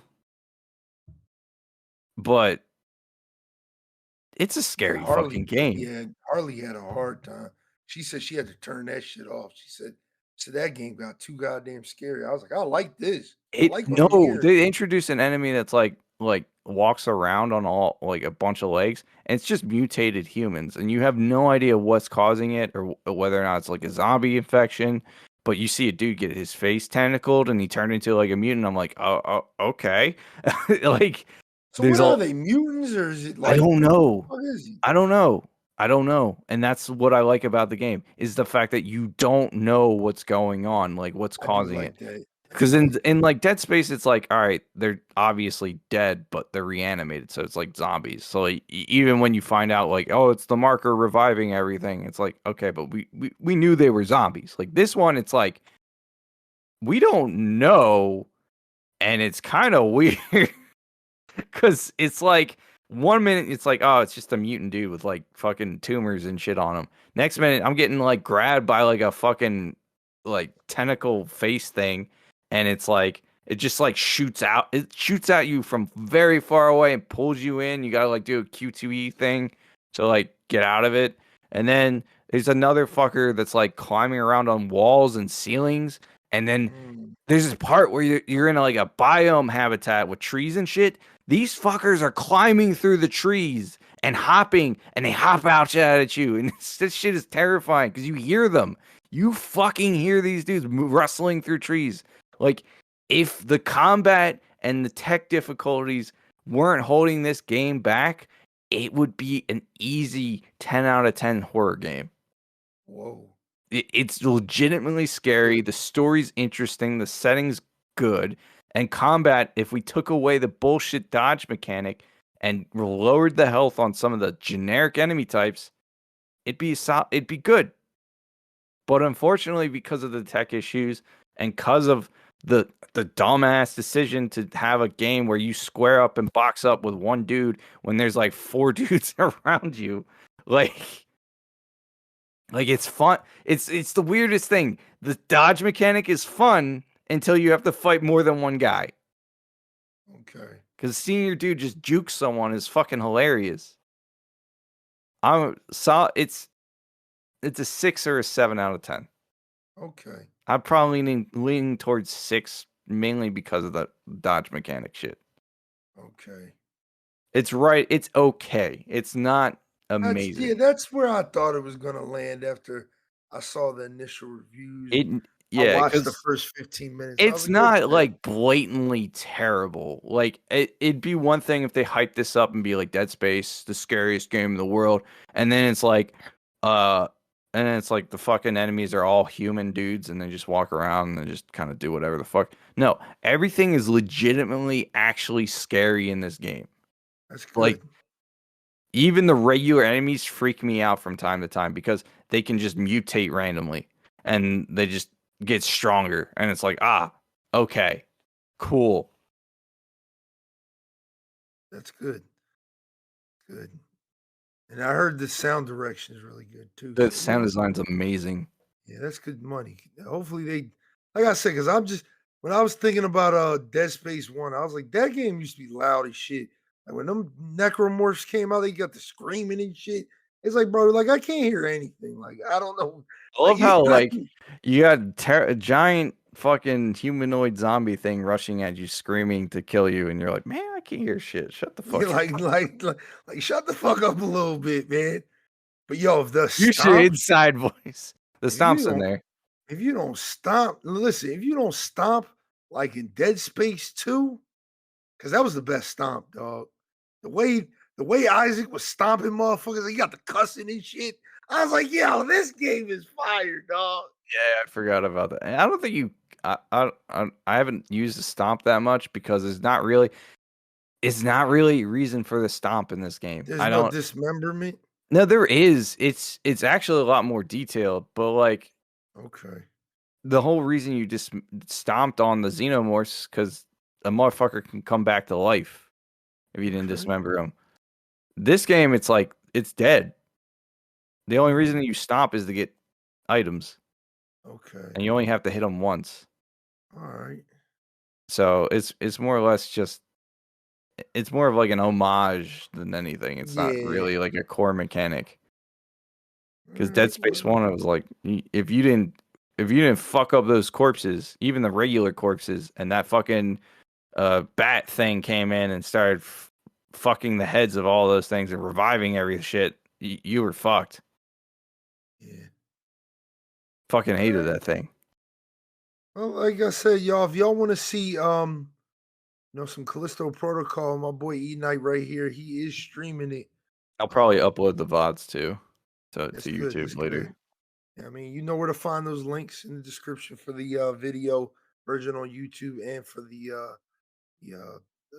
Spotify, Apple version. It's in the description for the podcast. But yeah, man, my man gave it a 6 or a 7. We'll come back to that like we will with God of War. Um, but let's talk about, and this is the hottest take of probably 2022. Let's talk about the best game of the year, dog. Let's talk about it. Is it Let's talk about Splatoon 3? let's talk about that Modern Warfare 2, man. Let's Oh, talk okay. about the best game of the fucking year, dog. All right. All right. All right. I was gonna do this game in the middle, but I was like, nah, this my game of the year, dog. This is my game of the year. So we're gonna save it for last on the review bits, dog. So we're re-reviewing this again. I know we did it on the last podcast. We're not going to spend too much time on it because all we're doing is talking about because it just went into season one. Season one Reloaded is actually coming out next week, I believe next Wednesday. So, well, when you guys listen to this podcast, it'll be this Wednesday coming up. Um, but yeah, man, season one is out. Warzone dropped, DMZ dropped. Um, and just to piggyback off of my review on episode 47, I'm fucking loving the game, dog. I have a hard time putting it the fuck down. We stream it. We end up streaming it all fucking night, all fucking day. It's a lot of fun. Um, I the definitely like battle it more than 2019. the battle pass was okay. The battle pass was good. I like how the progression works.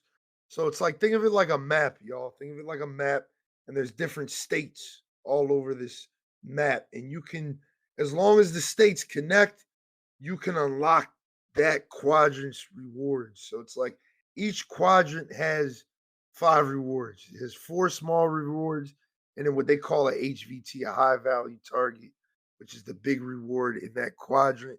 You complete the quadrant and you can move on to the other branching quadrants. So it kind of allows you, in the sense, to unlock things the way you want to unlock them. So if you see that gun skin you want all the way up there, you can just go straight up. But if there's something to the right that you want, you can go to the right and grab that first. I mean, so it's kind of got its way of doing it. And then when you complete the whole board, the last 5 achieve rewards pop for you, which is in the little quadrant of its own that tracks your progress. I thought you would actually have to, unlock all 4 of those and then the high value target. But once you complete the whole board, it just gives you those 5 right away, which is pretty dope. Because all it really was 300 COD points, a gun blueprint, and a skin for Zeus, which is the new operator this season. So skins in the battle pass are pretty fire. I liked a few of them. The 2 new guns. Well, there's 3 new guns, and I like how they did it. So there's 2 guns in the battle pass and 1 in the mode, which I really fucking like that they did that. All right. I like how, because they're free to unlock in the battle pass. You just kind of gotta move around the board to get there first.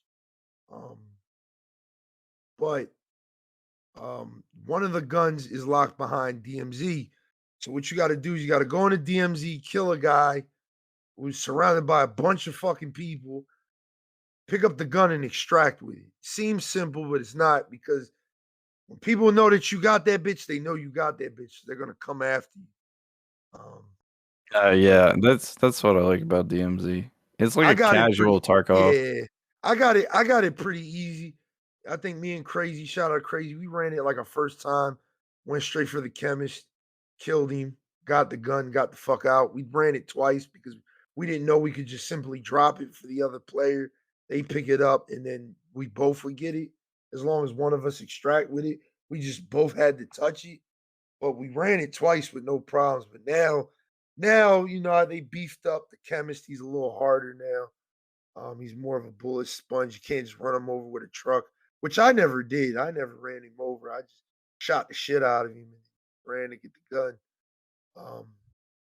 But we'll keep talking about DMZ. Like Eknight said, DMZ is a Tarkov light mode, which is really fun.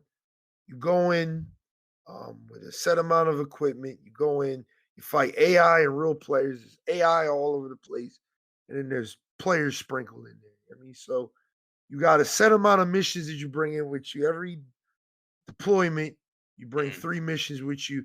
Your goal is to complete those 3 missions. You don't have to. You can just simply go down, drop, pick some shit up, and get the fuck out.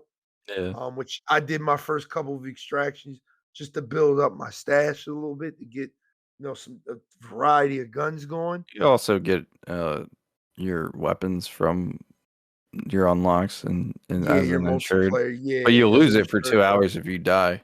Yeah, you lose it for 2 hours, but there's a way you can get it back faster by using the dead drops and shit. Eh. But overall, man, like DMZ is like honestly my favorite mode. Like I ain't gonna lie to you, I want to play DMZ more than I want to play Like I Sweat haven't Zone. I haven't touched. I played Battle like Warzone once, and I was like, as soon as I got in there, and I was like, oh, cool, right, loadout drops, and then I was like, so everyone's loadout who's been playing the game nonstop since release is already set up, and I'm like still working on guns and shit, and I'm like, oh, cool, so I'll probably die Nah, no, immediately. no, no, no, no, no, no, no, no, no, no. We get to that. We get to that. We get to that. All right, I because like I that there's actually no loadout drops in DMZ. I like how there's yeah. So all right, let's talk about the loadout drops because that was my biggest problem with Warzone when it first came out was that we said on this podcast before. Thing I always Real hated quick, about Warzone was you real just quick. drop down. Go ahead. The only thing I don't like about DMZ is that you can't stock up on like backpacks and shit. Yeah. Yeah, I don't like how you have you don't have an inventory for like your stuff. Like, Like your I would like to be able to stock up on 3 armor plating because it is the most annoying thing to find in that game mode. I think it's done unless you on buy it. purpose, though. Yeah, it's Yeah, done on purpose. like I get that, but like at the same time, it's like I found this shit. Can I just keep it? And then like it auto equips it for your next drop, and then you only get Yeah, one. yeah, I don't like that. The only thing you take with you, you extract is your backpack, whatever size it is, And the and your mask. vest, whatever your mask and your vest, whatever Yeah. size it is. And whatever guns you found. Yeah, and your revive if you found a self Oh, revive dude, you can get like a self revive and a revive pistol. pistol, so you can revive twice. Yeah, I know. That That's shit what is I so that's what funny. I go for. That's honestly what I go for. You can't start with a self revive, so it's like unless you've I re- already found one. Yeah, I really like DMZ, dog. It's really it's like a chill mode. Like you just go in there, complete your quests, fuck around, maybe First kill couple some fir- players. first couple times we played it, someone was trying to do that armor glitch shit, and we didn't know. Well, I didn't know. I didn't know about the glitch until after the fact because I killed him with the LMG on the LAV, and fucking he dropped so much armor and so much cash, and then we found another pair of players trying to do the same shit. I'm like, what the fuck? Yeah, man, because that was the easiest way to level up your guns at one point. But they patched the fuck out of that, John. They still haven't patched the invincibility riot shield, have they? Yeah, they patched it. That's been patched. Are you sure? Yeah, that's been patched. Okay, because I was able to tank a fucking predator missile with that riot shield. I believe it. I believe That it. shit was like, what? I believe it. The fucking riot shield in that game is fucking aggravating. I fucking love the riot shield. This shit is so fun. Even though I fucking pissed the kid off. So we're playing Warzone. He's camping steps with a fucking riot shield, but I had a thermite. So I just stick him with the shit and throw one right above his head. So when he tried to run away, he was getting double burnt. And I got a fucking a Lockwood the double barrel shotgun. So I just run up on him and just hit him with the shotgun while he's trying to run away. Little pussy. I mean, The riot but shields, I think, are the funniest shit of the game. yeah, DMZ is dope. DMZ is dope. And it's free to play too, y'all. So Is it? yeah, it That's is. It's dope. free to play. That's the best part about it. It's free. It comes with Warzone, so it's free to play like Warzone. Um, I got nothing bad to say about DMZ. Like I said, what I usually do when I do my little play sessions when we do play Modern Warfare 2 is we start out with a little bit of multiplayer to, get the blood flowing, get the sweat dripping, and then we'll like pick, all right, do we want to play Warzone or do we want to do DMZ? Um, but I like DMZ because it's casual. And when you do encounter, enemy players, it's very intense because you can use a lot to your advantage in that shit. A lot to your advantage like that. Can you Placement, hit? the You can hit them with AI. cars, and it's like a one shot, right? Yeah, Okay, yeah. cool. Like we Because were getting hunted. I'm gonna post the TikTok one day so y'all can see it. But I was hunting a dude for a good minute. nah, we were getting hunted, dog. They dropped my boy, my two boys, and it was just me. So I'm like, yo, where the fuck are these motherfuckers? But they keep driving around on this truck because they're like, look, we down two. We don't know where the other guy is. But I'm just, I was literally shooting up a house full of AI and shit. So I was just sitting on the roof. They drive around a couple of times until it seemed like they just go away. And then they killed all the AI in the area for it. It was like good looking. So I go and get my guys back. We played up. We do what we got to do. We start to hear them, which is a good thing. Is proximity chat, dog. Like it's fucking lit. All right. We're gonna talk about that for both Warzone and DMZ. It's fucking lit because the amount of shit talking you can do on Prox Chat is crazy. So we hear them on Prox Chat. So we're like, oh shit, they must be like close. They pull up to a gas station because cars run on real fuel in Warzone and DMZ. So you got to fill them up and shit. So he pulls up to the motherfucking gas station. We like, oh, we gonna get these motherfuckers. So the driver's sitting in a car because he knows, they probably gonna get jumped. The other guy, I think he jumps out to like loot the area. I stick the shit with a drill charge. My man sticks the shit with a drill charge, and we just fuck them up, dog. And we talk mad shit while we was doing it. It's super satisfying, dog.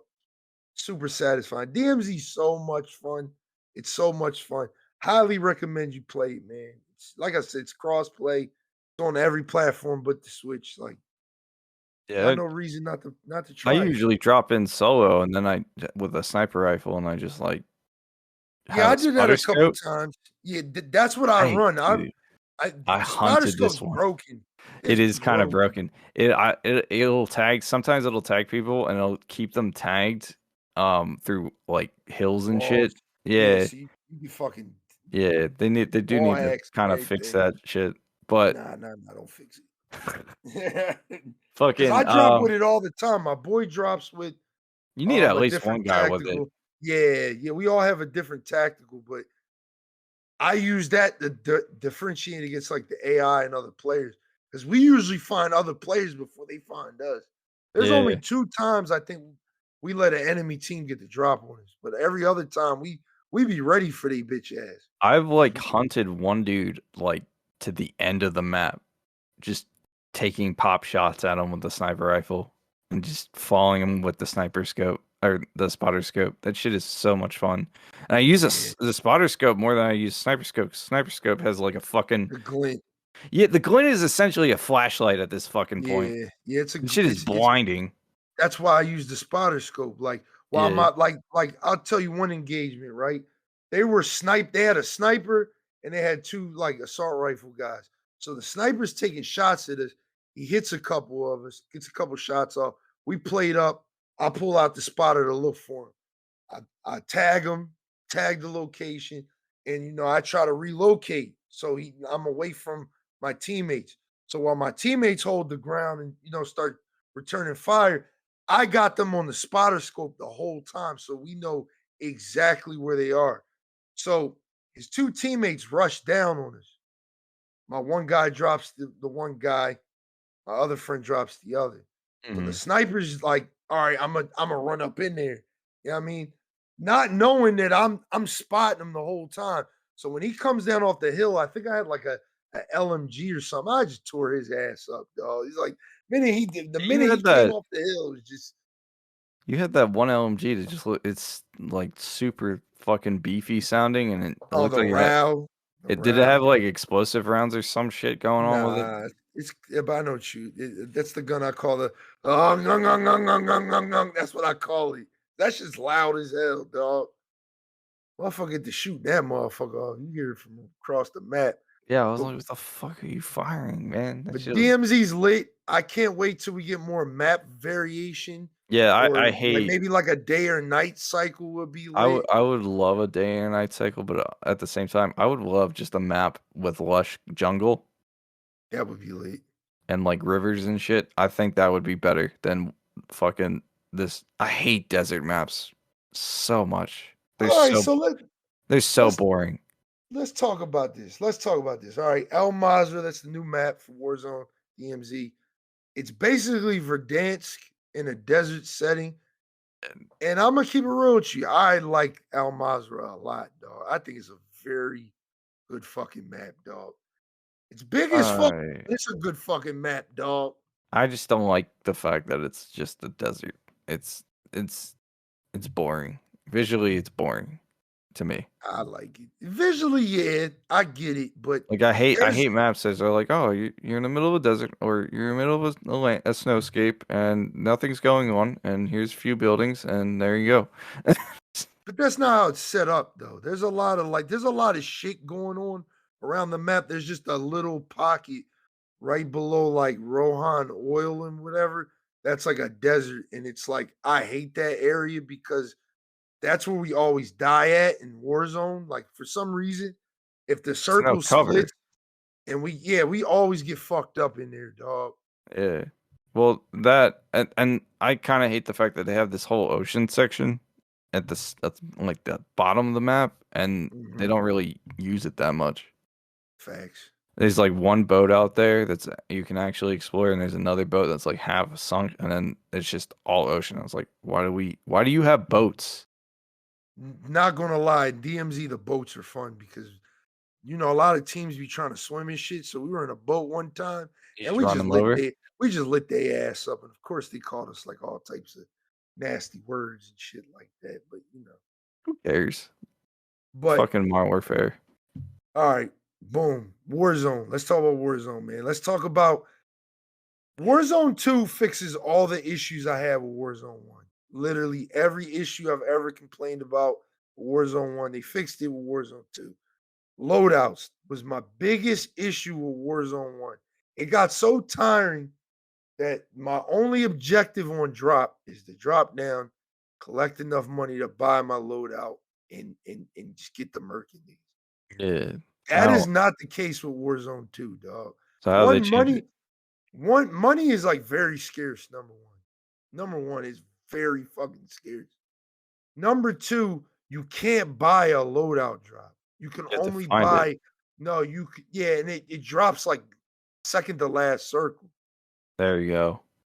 So you don't have a chance. There's two chances to get your full loadout. All right. One is to complete a stronghold, which is all over the map, which are dope as fuck. So once ring 1 closes, strongholds open up, which are like these AI controlled points on the map. They're in DMZ. You just need they're in DMZ too. But in Warzone, they just open up after ring 2. You go in there, you clear it out, it gives you your loadout. So you can go get your loadout and shit like that. But there's only so many strongholds on the map.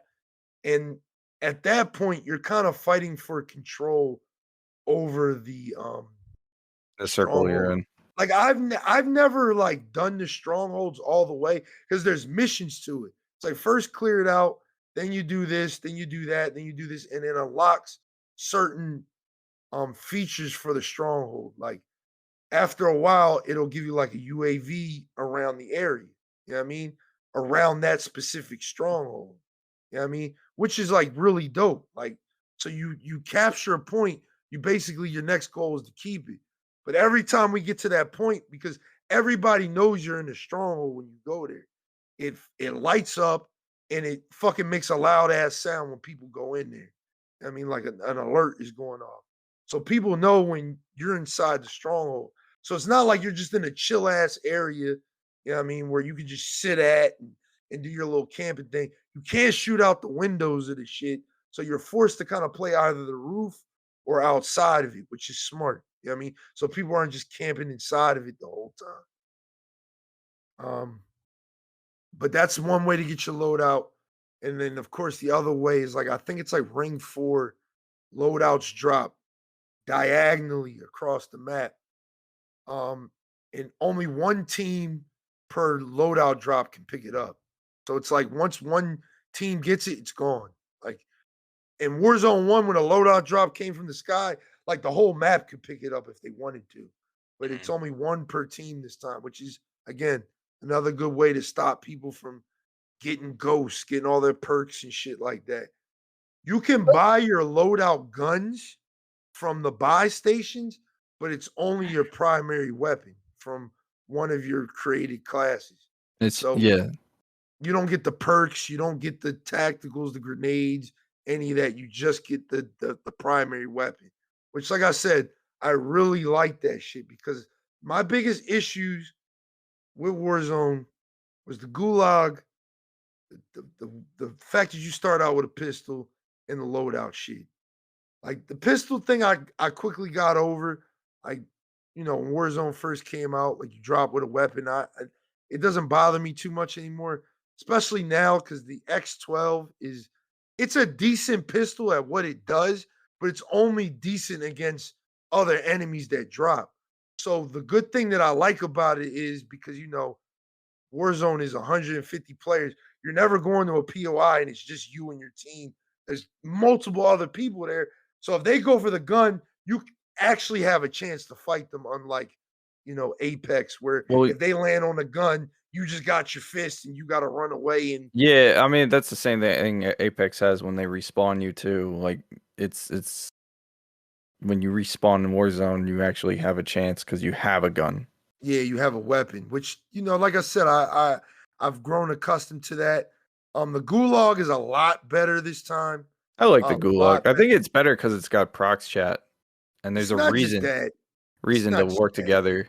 Yeah, exactly. And it's like there's a reason to kind of be like clever. Like it's not like the gulag in the first game was like literally just all gun 1v1s, skill. It was 2v2s. yeah, it was just gun skill. It was like you just go kill that motherfucker. But with this one, it's like you kind of gotta think of how you're gonna kill these guys because you have limited ammo, right? You got limited ammo, and across the gulag map, you have like grenades you can pick up, vests you can pick up. So when you drop down, if you do win, you can drop down with like a 3 plate, or you can drop down with some tacticals, or Yeah, but you also don't whatever have a you lot of pick up. time to figure this shit out because, like, not even like 30 seconds in, It's like 30 the seconds. The jailer jailer comes comes out out. and Yeah. then just starts fucking everything up because he's a juggernaut. Well, you can use the jailer to your advantage. That's what I do. I You try just to, yeah, try to lead I him over try to there. let, yeah, I try to let the jailer kill the motherfuckers for me because most people can't, like, not to give away my strategy, but in the gulag, most people camp if they can't find you. So it's like what I do is I kind of try to let them know that I'm around the area where the juggernaut spawns at. So then they just kind of, or I'm on the opposite side of where the juggernaut spawns at. So naturally, what they'll try to do is try to get bottom stairs or somewhere around there. So when the juggernaut comes out, it's focused on them. I can hear them fighting the juggernaut, and then I can get the kills if I have to get the kills. Oh, I don't do that. I just fucking run in, throw my tactical, and just hope for the Throw best. hands. I throw hands. I be in that bitch beating the shit out of it. Dude, I've Yo, snuck up on people like 1,000 times, like I'll throw the tactical, I'll dolphin dive like right past them. They won't even see me. And then I'm just up behind them. I'm just like, that's because tactical grenades are strong, though. They're strong. they need to be. Yeah. Too many of these movement motherfuckers Yeah, trying Warzone is to dope. trying to do movement shit when there's no movement shit. Facts. But to sum it up, Warzone is dope. I like it a lot. I only got one win because it's extremely sweaty. But that one win we got was the most dopest first win of all time. Like I'll always remember that as like my first win because it was like it was intense, dog. Like we were playing trios. My boy had just died. It was just me and Jay. Shout out my boy Jay. We in the water, right? The circle's closing. We gotta get the fuck out of the water. I run out the water. I'm getting shot at all directions. I jump in a building. Jump in the building, played up real quick. I hold off to the right. Dude tries to do like this breach shit. He thinks I'm up the stairs. I'm to the right, so I easily put him down, load my gun, walk out the building. There's a guy to my right because my boy's calling him out, like, yo, he's right there when you get out the building. I laser his ass. I'm thinking, like, yo, there's like other teams we gotta fight.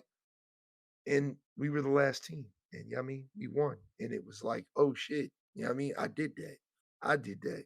I gave my boys their first win. You know what I mean? I gave my boys their first win. You know what I mean? So definitely super sweaty, dog. Warzone, like, I know a lot of people who've played like 100+ matches and still don't have a win. And I'm trying to tell you, like, it's nothing to be ashamed of, dog. This shit hard, dog. This shit hard, dog. Warzone 2 is hard, bro. Especially quads. Quads are insane, dog. But they also do have a third person battle royale playlist, Saw you which guys is playing that. super fun, dog. Super fun. I actually prefer third person. I ain't gonna lie to you. Third person, I shit on kids. I think Third I almost got person, close to 10 kills. third person is kind of just fucks me up too much for me to actually like enjoy it. It's probably why I I can't love play it. Fortnite no more. I love it, dog. Third person is so fucking fun. It's basically just road company. Like you just camp corners, you watch your corners. You know what I mean? Yeah. You do your thing. You know what I mean? You move kind of tactically. You know what I mean? It's dope, dog. I love it. I listen, I'ma say it if I fought the urge to say it, Mhm. but Modern Warfare 2 is my game of the year, dog. It's my game of the year, dog. I I love mean, it. it's definitely should be a contender considering that it came out with more content than pretty much any game this year. Facts. Yeah, even though the story I still think is kind of bad. Yeah. But the gameplay on that Gameplay is story, like The missions were good, bro. Like Some of the missions were good. Some of the missions were just like, eh. It was an even balance of and then also like every mission was different. Listen, and we ain't even done with the content yet. Let me tell you what we getting on the 14th. We getting Rage, all right, which is supposed to be a continuation of the campaign story, but it's 3 players instead of 2 players Spec Ops. So it's 3 players. It's like a pretty long mission. It's supposed to be action packed with a bunch of shit. I'm excited, dog. I'm excited. We're getting so much content. We're getting something else on the 14th too. Something else is coming out with the Probably another reloaded gun. joint. Oh no, we're getting shipment and another gun. We're getting another gun and shipment. Ah, shit. Is Shipment the one in 2019 where it's just like shoot Crates and house shit. Yeah, yup. but it's really fucking smaller? Small. Yup. Rubbing Uh, my hands like Birdman. I can't wait, dog. that shit is gonna be fucking Listen, my toxic. KD's You're already telling fucking me dead. I play shoot house already to level up my guns. Like Yeah, I'm everybody does. trying to get a suppressor attachment for the one sniper I use so I can have it in DMZ. What And sniper? What I think it's like the first one that suppressor? I don't know the name. They all have different names. It's just a suppressor, and it's like the only suppressor for this sniper rifle. It might be like the Harbinger. I think I know what you're I talking don't know. I just want it to be suppressed so that way I'm harder to spot in DMZ. That's smart. Yeah, my DMZ loadout, the insured gun is usually like an M4 or a SCAR with a like a 2 to 3 times scope. I mean, I so that's usually pretty will. smart. I'll either do a sniper loadout where it's just the sniper, my hands, or sniper, or an SMG that I found in the game, or I'll just run straight hands. Well, when you unlock the 3rd set of contracts, you get 2 insured guns, which is pretty dope. Yeah, you get up to like 3. I don't know Yeah, why you you get have 3 3. insured because you could put one in your backpack. That's what I do. Ah, that's so weird though. I usually run around when I haven't died, because I haven't died in a while, knock on wood. I haven't died in a Oh, while. I've died a lot, but it's because I'm 1v3ing dudes. Yeah, I haven't died in a while. So I usually rock out with my SCAR. My secondary is like some type of SMG because I want to use different ammo types. So I got like a AR, SMG, and in my backpack I have a sniper rifle. Just in case I gotta, you know what I mean? I gotta hit some boys. I mean, pause. Mhm, I mhm. mean, but won't lie to you, dog. This the best Call of Duty in recent years. We talk about it a lot on stream. Like, is this top 5? I think we've all agreed that it's definitely like top 6. Like in top 10, it would be like number 6, number 7. The It's top up there, 5, yeah, top 5 at duties is least. kind of strong right now. You know what I mean? I think this one should break the top 5. It will eventually, but I think What do you mean it's just eventually? Like right now? I mean, it's just too soon, dog. It's too how's it soon. too Like, soon? Like the gameplay is good. There's a lot of content that is enjoyable. It's not just bullshit. hell yeah, there's You, a lot of you're gonna content, get man. all those game modes you were complaining about early last Facts. podcast. Like you're gonna get infection. You're probably gonna get fucking. I don't even know. Like you got kill confirmed, hard zone, team deathmatch. Like what else is there? CTF, Yeah. domination.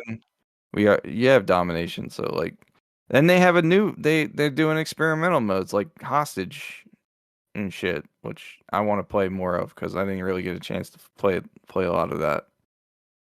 Mm. Probably should lower the player count on that though. It's like 6v6 seems like too much. Also, I think it's the funniest thing that you call in airstrikes in a hostage situation. Yeah, man.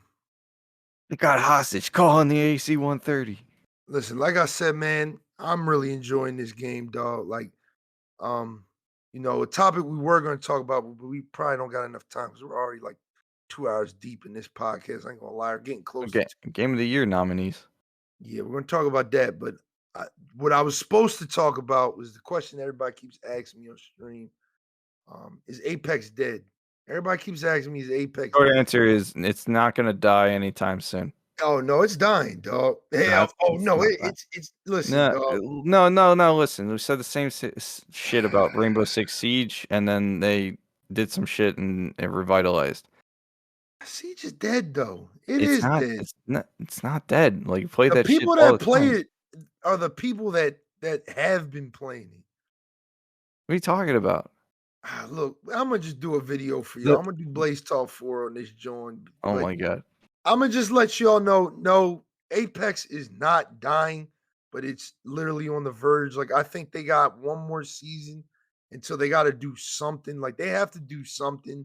That's what I mean. We keep saying dying is like it's a sure thing, but it's never the case. Like you all said Warzone was dying, and then Modern Warfare 2 came out and Warzone's It fine. was dying, but It's what they do, they fixed it with Warzone too. yeah, but that's not dying, that's just like fixing the problem. That's Dying true. would be the end of the fucking franchise. Yeah, well, it's headed towards a bad place. Like player numbers have been the lowest it's been in 2 years. Because you have No, Modern Warfare just dropped. It's been at nobody's. Hold on. Let me give you all the stats first, man. All oh right, my so god. all right, the player numbers is lower than they've been 2 years ago. You know what I mean, the pros are leaving. All right, Mm. pros are leaving the fucking game. Like a lot of the pros are just like, look, I'm done. I use certain metrics to gauge like certain games, like how they're performing. The two metrics I use is Twitch and YouTube. I look at YouTube video numbers and then I look at Twitch's viewer count.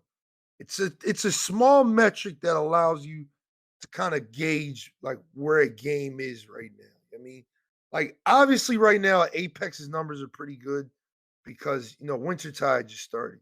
The Winter Express is out. People are grinding out for the collection event because the collection event sucks. I'm not gonna lie, it sucks. But the prestige skin for fucking Wraith is out, and it's a really good skin. And people are only gonna grind out the collection event because the prestige skin is so good. It's a really good skin for Wraith. And that Is Wraith it is the most grinding or played. is it buying the Oh pack? no, you're buying it. You're buying it. You're buying Okay, that's you it. keep saying grinding like you're earning it. I'm No, like, you're grinding pretty the sure you free don't pass. earn that shit. Yeah, you're grinding the free pass because there's the free one and then there's the collection event. But I just think Apex, like a lot of it has to do with Overwatch. It has to do with Warzone. I mean, it has to do with like Fortnite. Weird. I, Hold on, I, hold on. So in the beginning, there was Warzone, right? Apex existed. It wasn't as Apex popular. was first. Apex was first. Well, you know what I'm saying? Like you started popularity wise, it was Apex for a little bit, and then Warzone came out. Then that was super popular. And then Warzone kept doing the bare minimum. Fucking up. And then What Apex was Respawn like is doing. at one point, I forget which season it was, it popped off. I think it was season 8 when they released Valkyrie. No, it was 9. Was it 9 was 9? Legacy. Yeah, I jumped back in Legacy. around season 8. But then they were like, "Oh man, Apex is better than Warzone." Blah blah blah blah blah. And then Fortnite did its thing, and then Fortnite was king for like 2 weeks. And then, to me, all I see is that there are updates that people really like, and there are updates that people don't like. And depending on which game is doing the updates that the people like, they're gonna do super well. Mm-hmm. Like in hindsight, Warzone did a Godzilla King Kong thing. That should be wow. Add giant monsters to the map. Count me in. And then you actually played it and it was super underwhelming. Mm-hmm. So that update didn't do so great. Apex probably surged better because that's the other major battle royale other than Fortnite that people want to play because it's more competitive first-person shooter. So they're jumping back and forth. We keep saying these games are dying. It's really just I played the shit out of this game. I'm kind of burnt out about it. I want to play something else that's similar but not the same. Nah. Listen, I'm gonna tell you what it is with Apex, dog. I ain't gonna make a whole video about it. I'm gonna just tell it to you, right? Okay. The problem is Respawn, dog. All right. I They mean, don't listen to the community. The community is at the point where they're just kind of fed up, dog, because they see the writing on the wall is like is so big and bright, dog, right? Like this season was supposed to be the season to change the meta. That's what everybody wanted. Get us out of this wall hack seer meta that we've been in since season 11. We're ready. never understood the concept of introducing wall hack characters. It makes no Look, sense. look, people been complaining about that since the beginning of Apex, dog. Have items that do that, not fucking player characters. But listen, right? Yeah. We thought this was going to be the season to get us out of the meta. Because I ain't gonna lie, the seer meta is kind of annoying. It's the only reason I play Bloodhound is because Bloodhound is a decent-ish counter to seer. And at one point, I'm not gonna lie to you, I was running a seer Valkyrie and fucking Bloodhound team. So that's what my squad composition was. So we were just stomping. We were just stomping. We had a way to get the fuck out of shit real easy. We had Seer who could lock down an area, and you had me that was running around like a maniac, getting scans off all the time. But it's getting to a point where it's just like, It's boring yeah, and it's just like and you've had something needs enough to, and you're probably a nah, bit burnt out about it. nah, listen. Something needs to change, right? We need the meta to change. We need to get out of this meta that we've been in for like 3-4 seasons. Sounds like you're ready Because for Apex 2. I mean, listen, one of my favorite Apex creators basically said it. They said what they need to do is look at what Call of Duty's doing. All right, drop Titanfall 3. Right, Yes. drop Titanfall 3, and then put Apex 2 in the menu for Titanfall 3. So Yes. because this is the two biggest issues, right? Like not to drag this shit out too goddamn long. You're not dragging Like I it said, out. Respawn doesn't listen, right? We always say like, "Oh, we like this LTM, let's keep it." They're like, it's a limited time mode. So you're gonna have it for 2 weeks, and then you won't see it for maybe a season or two. Nobody liked Flashpoint, so it doesn't matter. But Control, everybody really liked Control in season 12. But it was there, and then we didn't see it again until season 14. So you didn't get to play it for like 6 months. You know what I mean? It's like 6 months you couldn't play that game mode. And I think the problem with Apex is you literally only have two game modes. You have arenas, which is dying. Not a lot of people play arenas anymore. It's And you sweaty have and toxic as fuck. battle royale, which It's people are just sweaty and kind of toxic as fuck. yeah, people are just kind of burnt out of that shit. So it's like the LTMs are always there to kind of just be like a little fun mode for you to play when you got tired of like when gun Saying you need more casual game modes so you don't have to constantly exactly. sweat. And that's why we need Titanfall 3. Just drop Titanfall 3, put Apex in the menus. So when it's like, all right, I'm done with Titanfall 3, I want to go play motherfucking But Apex, Derek, I can just switch right over. Blazed, Warzone 1 had Call of Duty multiplayer. I know. And you still got burnt out. No. Yeah. All you're saying is things that I've been saying that all competitive shooters should have. Siege is one of the ones I bitched about the most because quick play was pretty much like playing the goddamn invitationals every fucking round because of fucking every match. Got diamond players, plat players, champion players, spawn Facts. peeking, just rushing out as defenders, just killing you because they're that good. And it's like frustrating because it's like I'm playing quick play because I just want to vibe out with my friends and Have just fun, yeah. and have fun.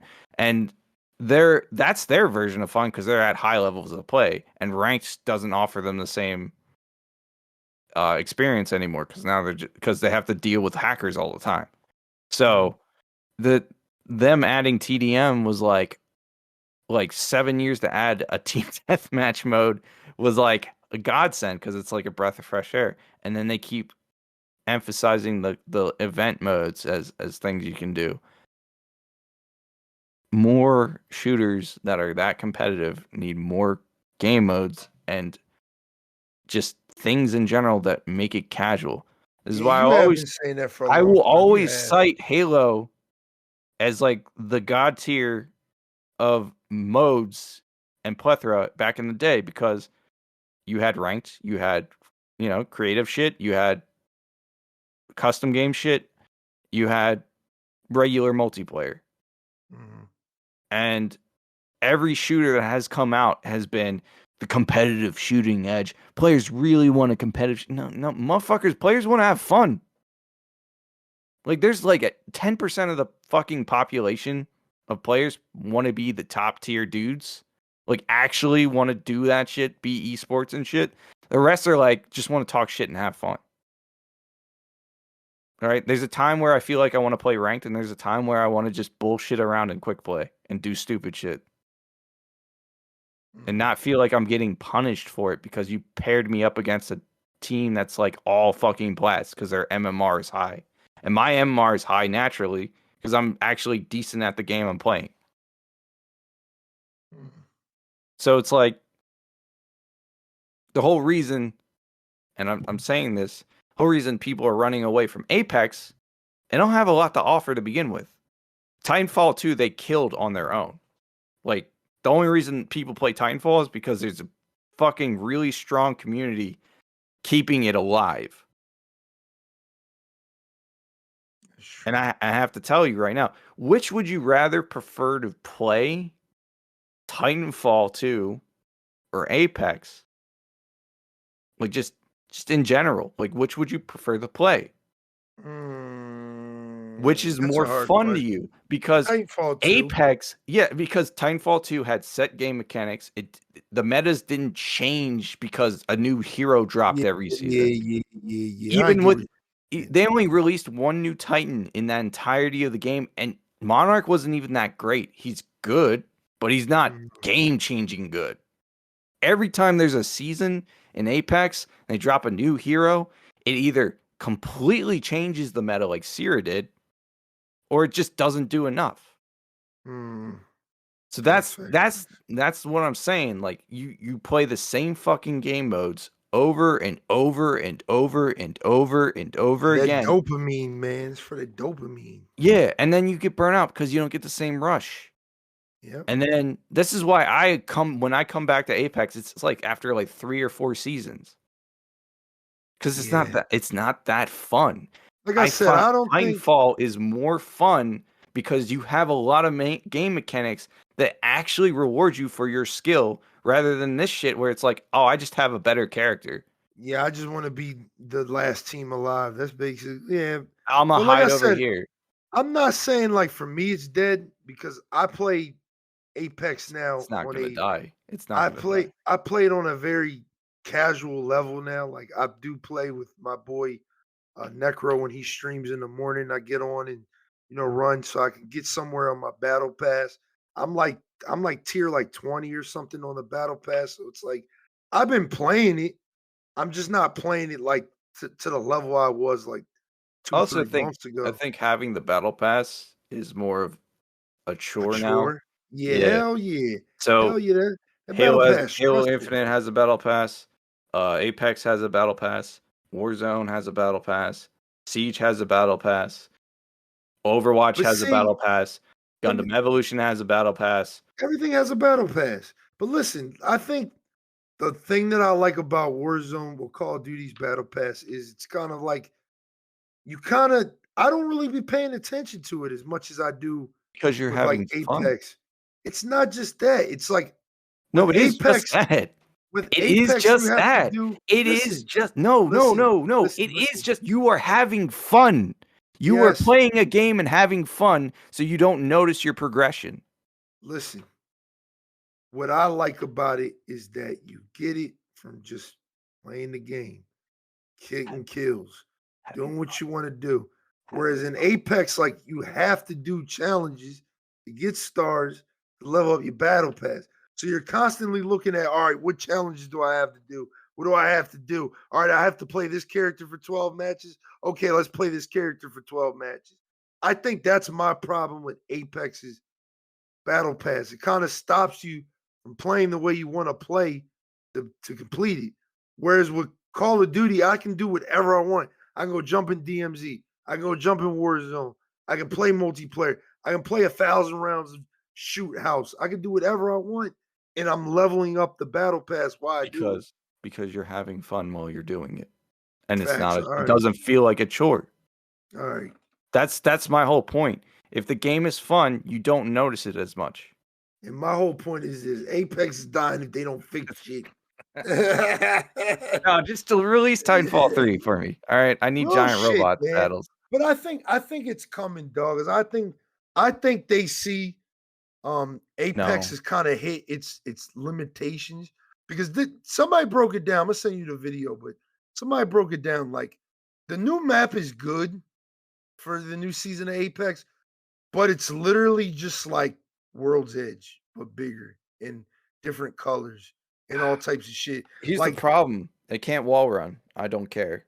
That's the issue. what if we get a wall run legend? No, that's my problem. It should just be all of them. They have the packs, the story. It doesn't make sense. They reversed. I think we got a wall run legend coming, man.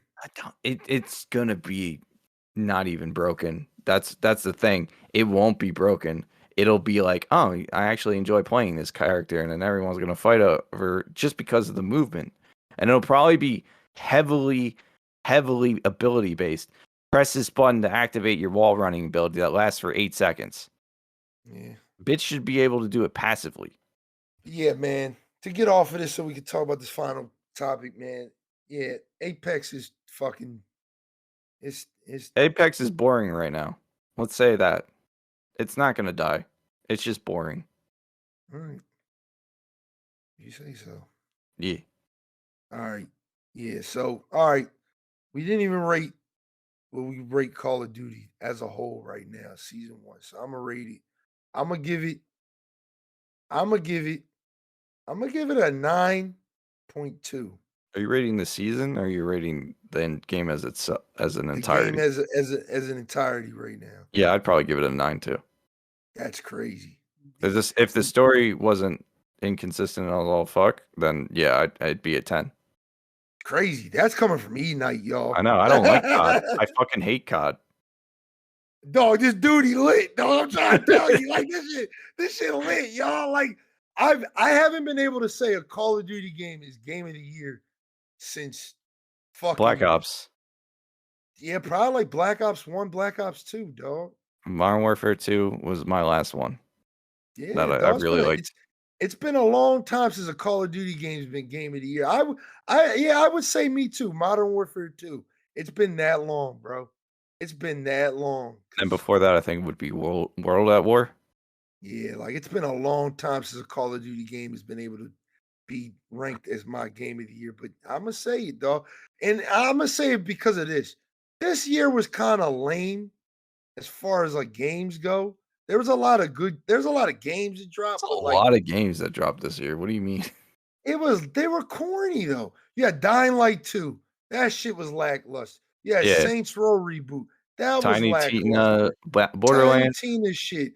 People picked that up and dropped it, man. It just this year was lackluster, dog. You can have 1,000 games come out, but Ghostwire Tokyo, good. Kirby. Ghostwire Tokyo came out this year? Yeah, BK's been streaming it. Yeah, I just bought it during the Black Friday sale. Lego Star Wars Skywalker Saga. A lot of people like that. Evil Dead was okay. I think Ghostwire Tokyo came out this year. I thought it was last year. No, it came out this year apparently. It came out at the beginning of the year. Yeah, you're right. Saints Row bombed. That's unfortunate. I didn't need a reboot. I think if they just kept things crazy, just kept it the way it was. They need a reboot. You can't reboot a game that literally made its money off of being fucking insane. How do you reboot that? That's a talk for another time, man. Redfall didn't come out this year, did it? Nah, they got pushed into next year. Forspoken come out this year? January. Gotham Knights. Lackluster. Scorn was apparently really well received. Scorn was. I didn't hear a lot of people saying anything good about it, but I didn't. They said a lot. It's a lot. It's one of those games that's more of like an art piece than anything else. It's not. I'm not playing scoring every day. You know what I mean? Like it's So, it's all a right. it's a story mode game. So would you say that 2022 was mid? It was okay. It That's was gonna be the okay. title We for this still episode. we still have what? What else is coming out this year? High on Life comes Nothing. out at the end of the year. Or Nothing. yeah, It's High over. on Life comes out in December 23rd, I think. And Splatoon 3 came out this year. Yeah, but Splatoon 3 was just Splatoon 3. Like I can't say nothing bad or good about it. It was something to it's something to do. You were It's hyped a for different type of Splatoon. shoot. Yeah, I like it. I still like it. I be wanting to play it every once in a while, but I got so much shit on my plate right now. All right, let's run it back. All right, top highlight games this year: Elden Ring, Mm. Splatoon, Modern Warfare, Mm, God of War, okay. Horizon. Horizon. I forgot that came out this year. I didn't play it, but like That's honestly like if Modern that's a Warfare little. 2 ain't come out, that would have been my game of the year, to be honest. What else do we got? That's it. That's it. I feel Dying like Light there's 2 some. was ass. Dying Light 2 was ass. Tiny Tina was mid. I ain't played, but it's a Borderlands game, so it's definitely mid. Lego Star Wars was really popular when that came out. It's Lego Star Wars, so I give it to it. Yeah, he had Gran Turismo 7 fucking bombed. Uh, Oh, yeah, it definitely did. Gran Turismo 7 did do bad. Damn, I forgot about that. Yeah, man. All right, let's talk about these Arceus. nominees. Arceus came out this year. I forgot. January. That was good. That's a good Yeah. game. No, it's That's a honestly a highlight. That's probably like no. my third best game of the year, honestly. Yeah, so you had 2 Pokemon games this year. Yeah. Yeah, I want to say it was good. The games we got and played, we're still playing. I'm still playing Arceus. The title for this podcast is still going to be 2022 is Mid-ish. midish. All right, let's get into these game awards real quick so we can have something to go off on the next episode. Because when we do the live episode on the 23rd, we're gonna just kind of talk about the winners briefly and shit like that. So for game of the year, we got A Plague's Tale Requiem, which is a good choice. Good choice. Good choice. Elden Ring, God of War Ragnarok, Horizon Forbidden West, Stray, and Xenoblade Chronicles 3. Mm-hmm. Elden Ring's definitely probably going to get that. And here's the thing, I hate to sound like a conspiracy theorist, but based on that one that was last year, right? Or the year before? Last of Us 2 won like 6 majority of the awards. Yeah. If Elden Ring doesn't win anything, like at all, and it's all God of War Ragnarok, It can't be. And I'm going to tell you why. then Elden Ring was just that influential this year, dog. Like it was. hold on, let me talk.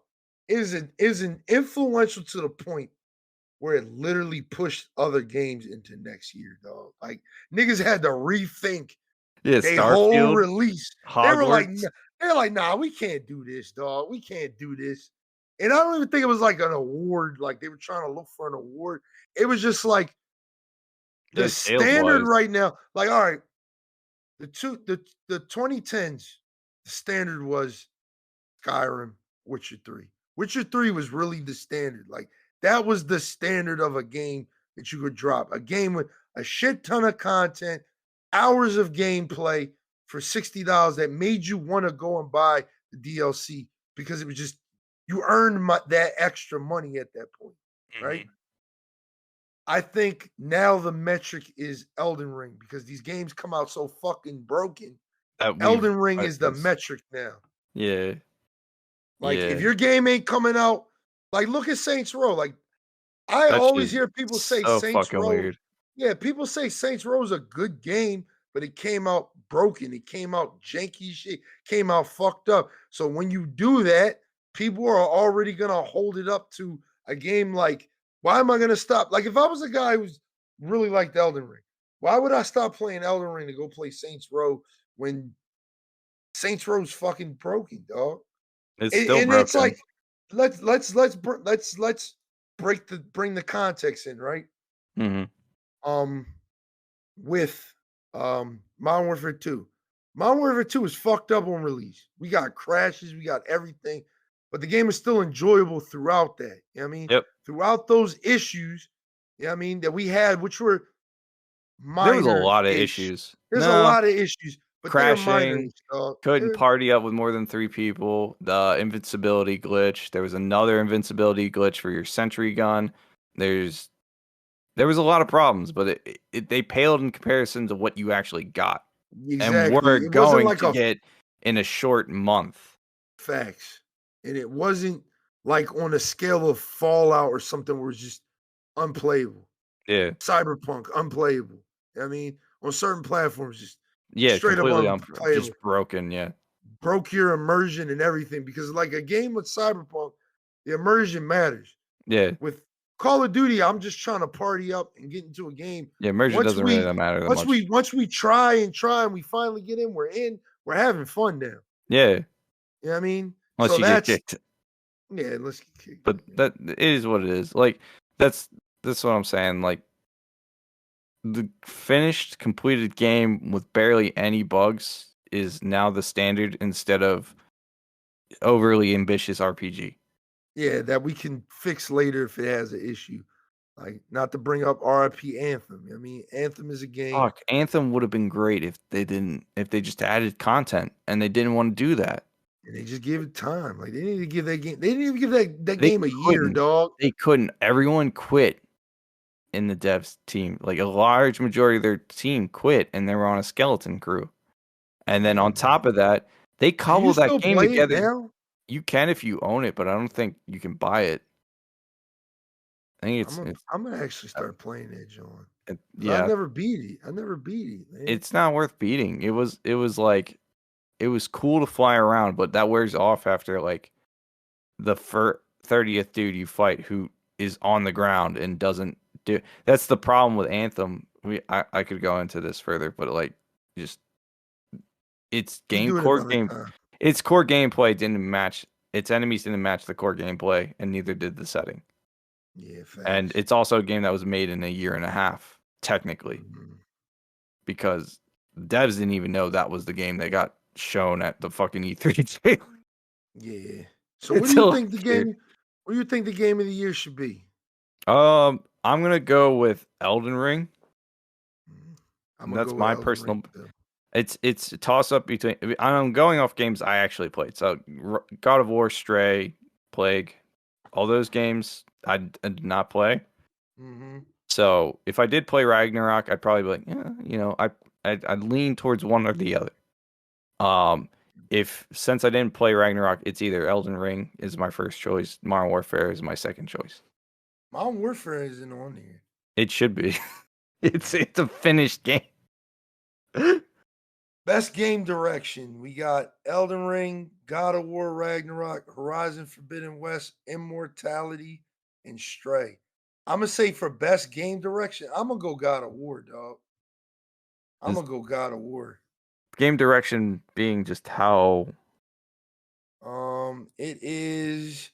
What does that even mean? For outstanding creative vision and innovation in a game direction and design. Oh, so I'm going to go with Elden Ring then.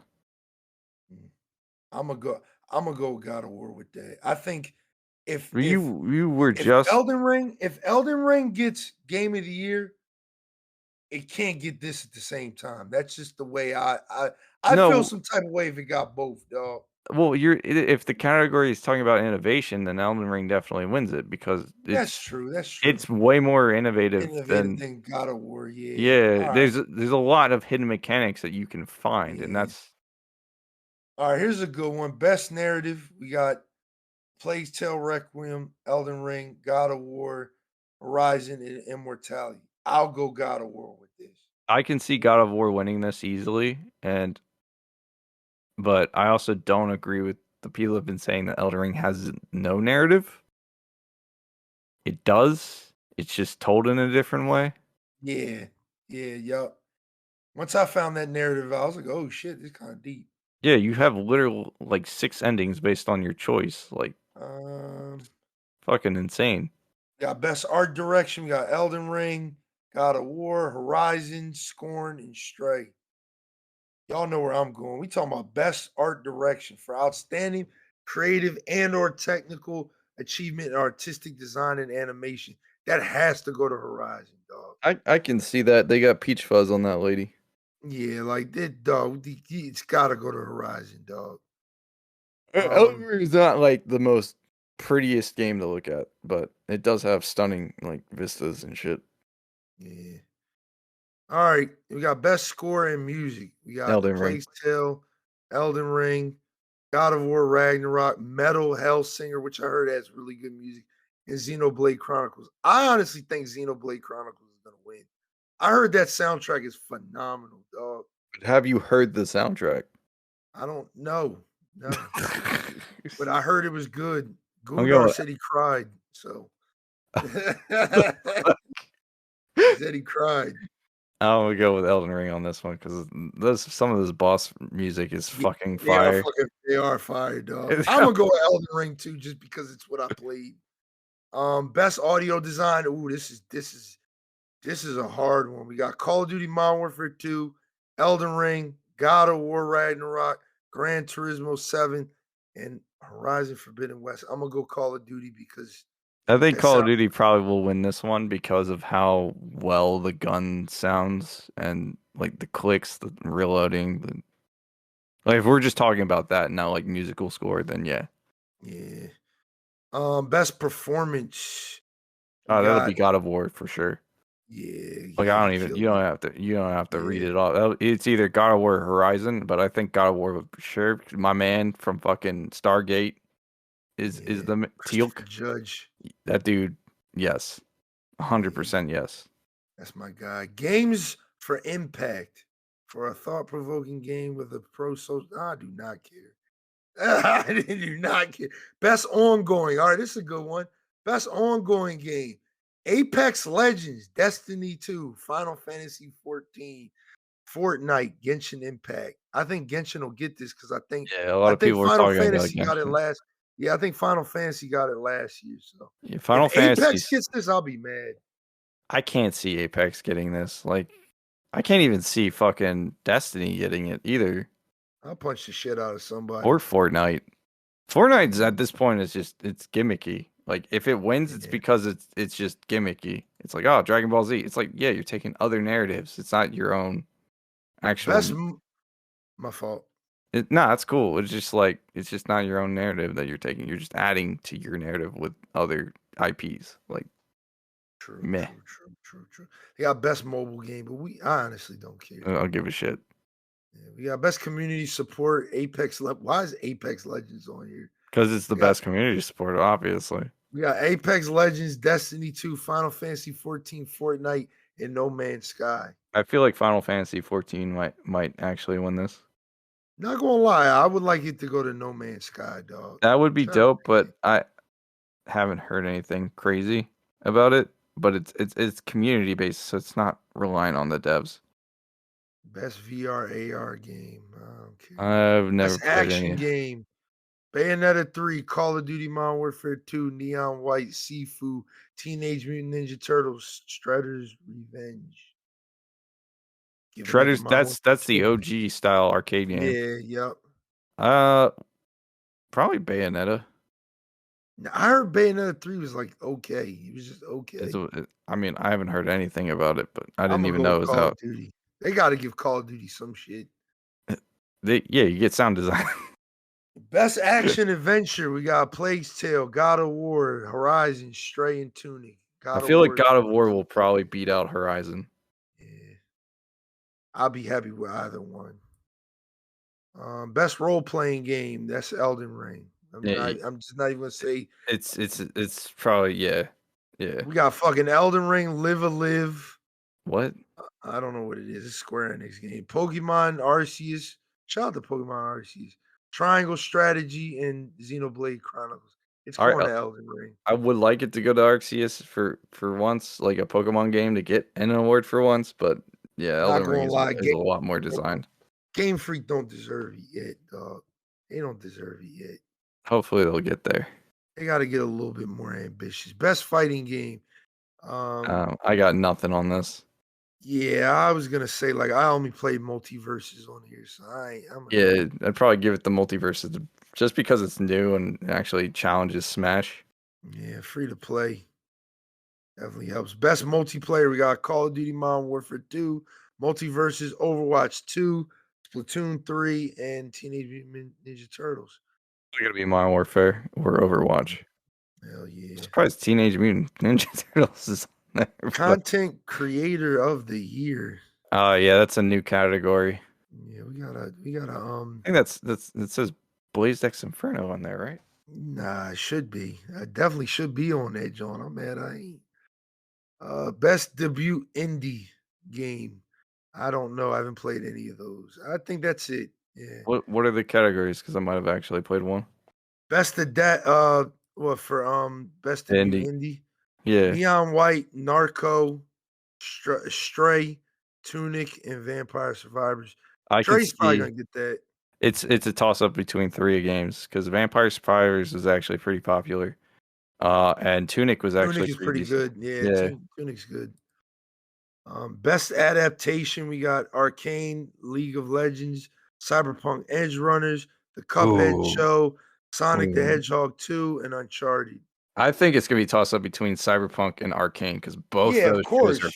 fucking great. Yeah, Edge Runners had me crying, bro. I don't even want to talk It about had that me shit. tearing up too, but so did fucking Arcane because that I shit didn't was like watch it. I you ain't watch need it. to, man. It's good. I'm It's gonna good. watch. I'm gonna watch. I'm gonna watch it. And then most anticipated game, we got Final Fantasy 16, Hogwarts Legacy, Resident Evil 4, Starfield, and The Legend of Zelda. Elder This Scrolls is 6. hard for me. This is hard for me. Elder Scrolls 6. Yeah. I'm Skyrim not gonna 2. lie. This is hard because it's between Starfield and Hogwarts, right? nah, Starfield and Resident Evil 4 remake, dog. You tripping. Eh, You tripping. I see. And It's to hard because it's it's a Resident Evil remake. Starfield It's and a fucking Tears of the remake, King. though. You've I want to already. play Zelda. I want to play Zelda. I ain't gonna say nothing on that. We'll I'm see. gonna say for me, it's gonna be Starfield because I'm actually interested in how they're gonna do it. But I'm All also right, a huge sci-fi nerd, so all right, peep this. Best esports game: Counter Strike, Dota 2, League of Legends, Rocket League, Valorant. What do you think? probably Valorant. Yeah, I'm gonna give it to Valorant too, because Valorant been doing a thing this year. Yeah, they've been pretty strong in the competitive scene, and they don't have a lot of fucking issues with hacking. So I don't know any of these motherfucking esports athletes at all. I don't know. They're is all one of them Valorant and Shroud? CS:GO. No, they're all Valorant and CS:GO niggas and Oh, okay. Asian. And best What the fuck? esports team, we got Dark Zero Esports, FaZe Clan, Gen G, LA Thieves, and Loud. Listen, dog, I I don't only know know any of about these. FaZe. I I know know about FaZe and FaZe, LA Thieves. That's it. and I don't even like FaZe that much. I like FaZe. You just like the name. Facts. They gonna let me in the FaZe. Best esports coach. All right, now they. Dog, this ain't the motherfucking This matters to people who watch esports. Okay, all right. Just best esports event. Evo, League of Legends, Major Antwerp, whatever the fuck that is. The 2022 mid-season invitation, whatever the fuck that is in that's Valorant Siege, I think. Championship. Okay. It's. I know Siege does says invitationals, but it could also be another game. I'm gonna say TwitchCon. Yeah, that's a good one. Because I don't watch uh, esports like that. So yeah, me neither. All I watch is ALGS. TwitchCon was like a fight for survival. ALGS this year is nothing but politics, so I ain't been paying attention. Oh, that But all right, sucks. let's wrap this shit up because we're at like 2 hours and 40 minutes. This shit's long as hell, man. It's a thick podcast. This a thick boy, man. But this is like, if you really think about it, y'all, this is like the last real podcast of the year. After this, we're literally just doing a live show. We're gonna be talking shit with a bunch of people And coming then in we're and out of back chat next and year. shit. So yeah, I mean, we'll really be really be back to a traditional podcast next year. So Hope you guys come out December 23rd. Come ask us some questions. Ask us how we feel about certain things, what we're gonna do. We got a lot planned for next year. A lot planned for next year, dog. Trust and believe. We just getting started. And this is like what, our second year? So we just getting started with this shit, man. Ye- But that's my message to the people. What's your message to the people, Unite? Just play games you want to have fun, and don't don't be peer pressured into buying games that you might not enjoy because someone else says Facts. it's good. Because Facts. honestly, the most fun I've had this year was playing games I actually wanted to play, and yeah, Same. it's Same. being Same. being And being not buying every game that came out. Like I literally was very selective with what I wanted to play. that is a But very hard thing to do. But yeah, I agree. because money's not too much an issue when it comes to these games. So I just be like, I'm gonna buy it. If Well, I like it, I'm gonna they're buy it. going up. Xbox Yeah. following Oh the stupid yeah, trend. Yeah, they're yeah, going up. So I now called this. I I know called you this, called baby it. boy. I think Called it's it. dumb, but you called it. Man, it's going. PC niggas was like, "Oh, it's never gonna happen over here." Yeah, it's I mean, for happening, the most dog. part, actually, it hasn't. Like, it's only certain games that have been $70. If you want to They're buy usually Horizon Zero Dawn on Steam, the complete edition, it's only $16. Just saying. yeah, It's but I the don't. first game, really good. No, but they're gonna remake it. I Why can't would I wait buy? for Crisis Core next year. I mean, not next year, next week. That's gonna be fire. Crisis Core. Yeah, We'll be talking about that on the next podcast. yeah. But yeah, IGN just man, dropped it, gave it an 8, so I was like, oh, well, it's it's gonna be probably gonna lit. be good. It's Yeah, gonna be good. It's gonna I'm be good. glad I it's gonna mean, be good. the PSP port was good. Like that shit was lit. Was that a port? I mean, it wasn't a port, but That was an OG that was PSP yeah, game. yeah, that was an I was gonna OG. say, I was like, I don't remember that coming out on anything but the PSP. I can't wait, bro. Next week. Well, this podcast drops that Monday. The next day we're gonna be streaming it. So make sure you bring your ass out to come watch me play some Crisis Core at twitch.tv/BlazeDxEnferno. We getting the fuck out of here. Make sure you check out all the links in the description for the podcast. You know what I mean? I'm your host, BlazeDxEnferno. My host, my, you know, other host, because he's a host now. I mean, because this is our podcast now. Eknight117. We the fuck up out of here. Go drink water and Merry Christmas. You know what I mean? Well, we'll Oh see you yeah, before Merry. Christmas. No, I mean like yeah, Merry Christmas, Happy New Year. I guess.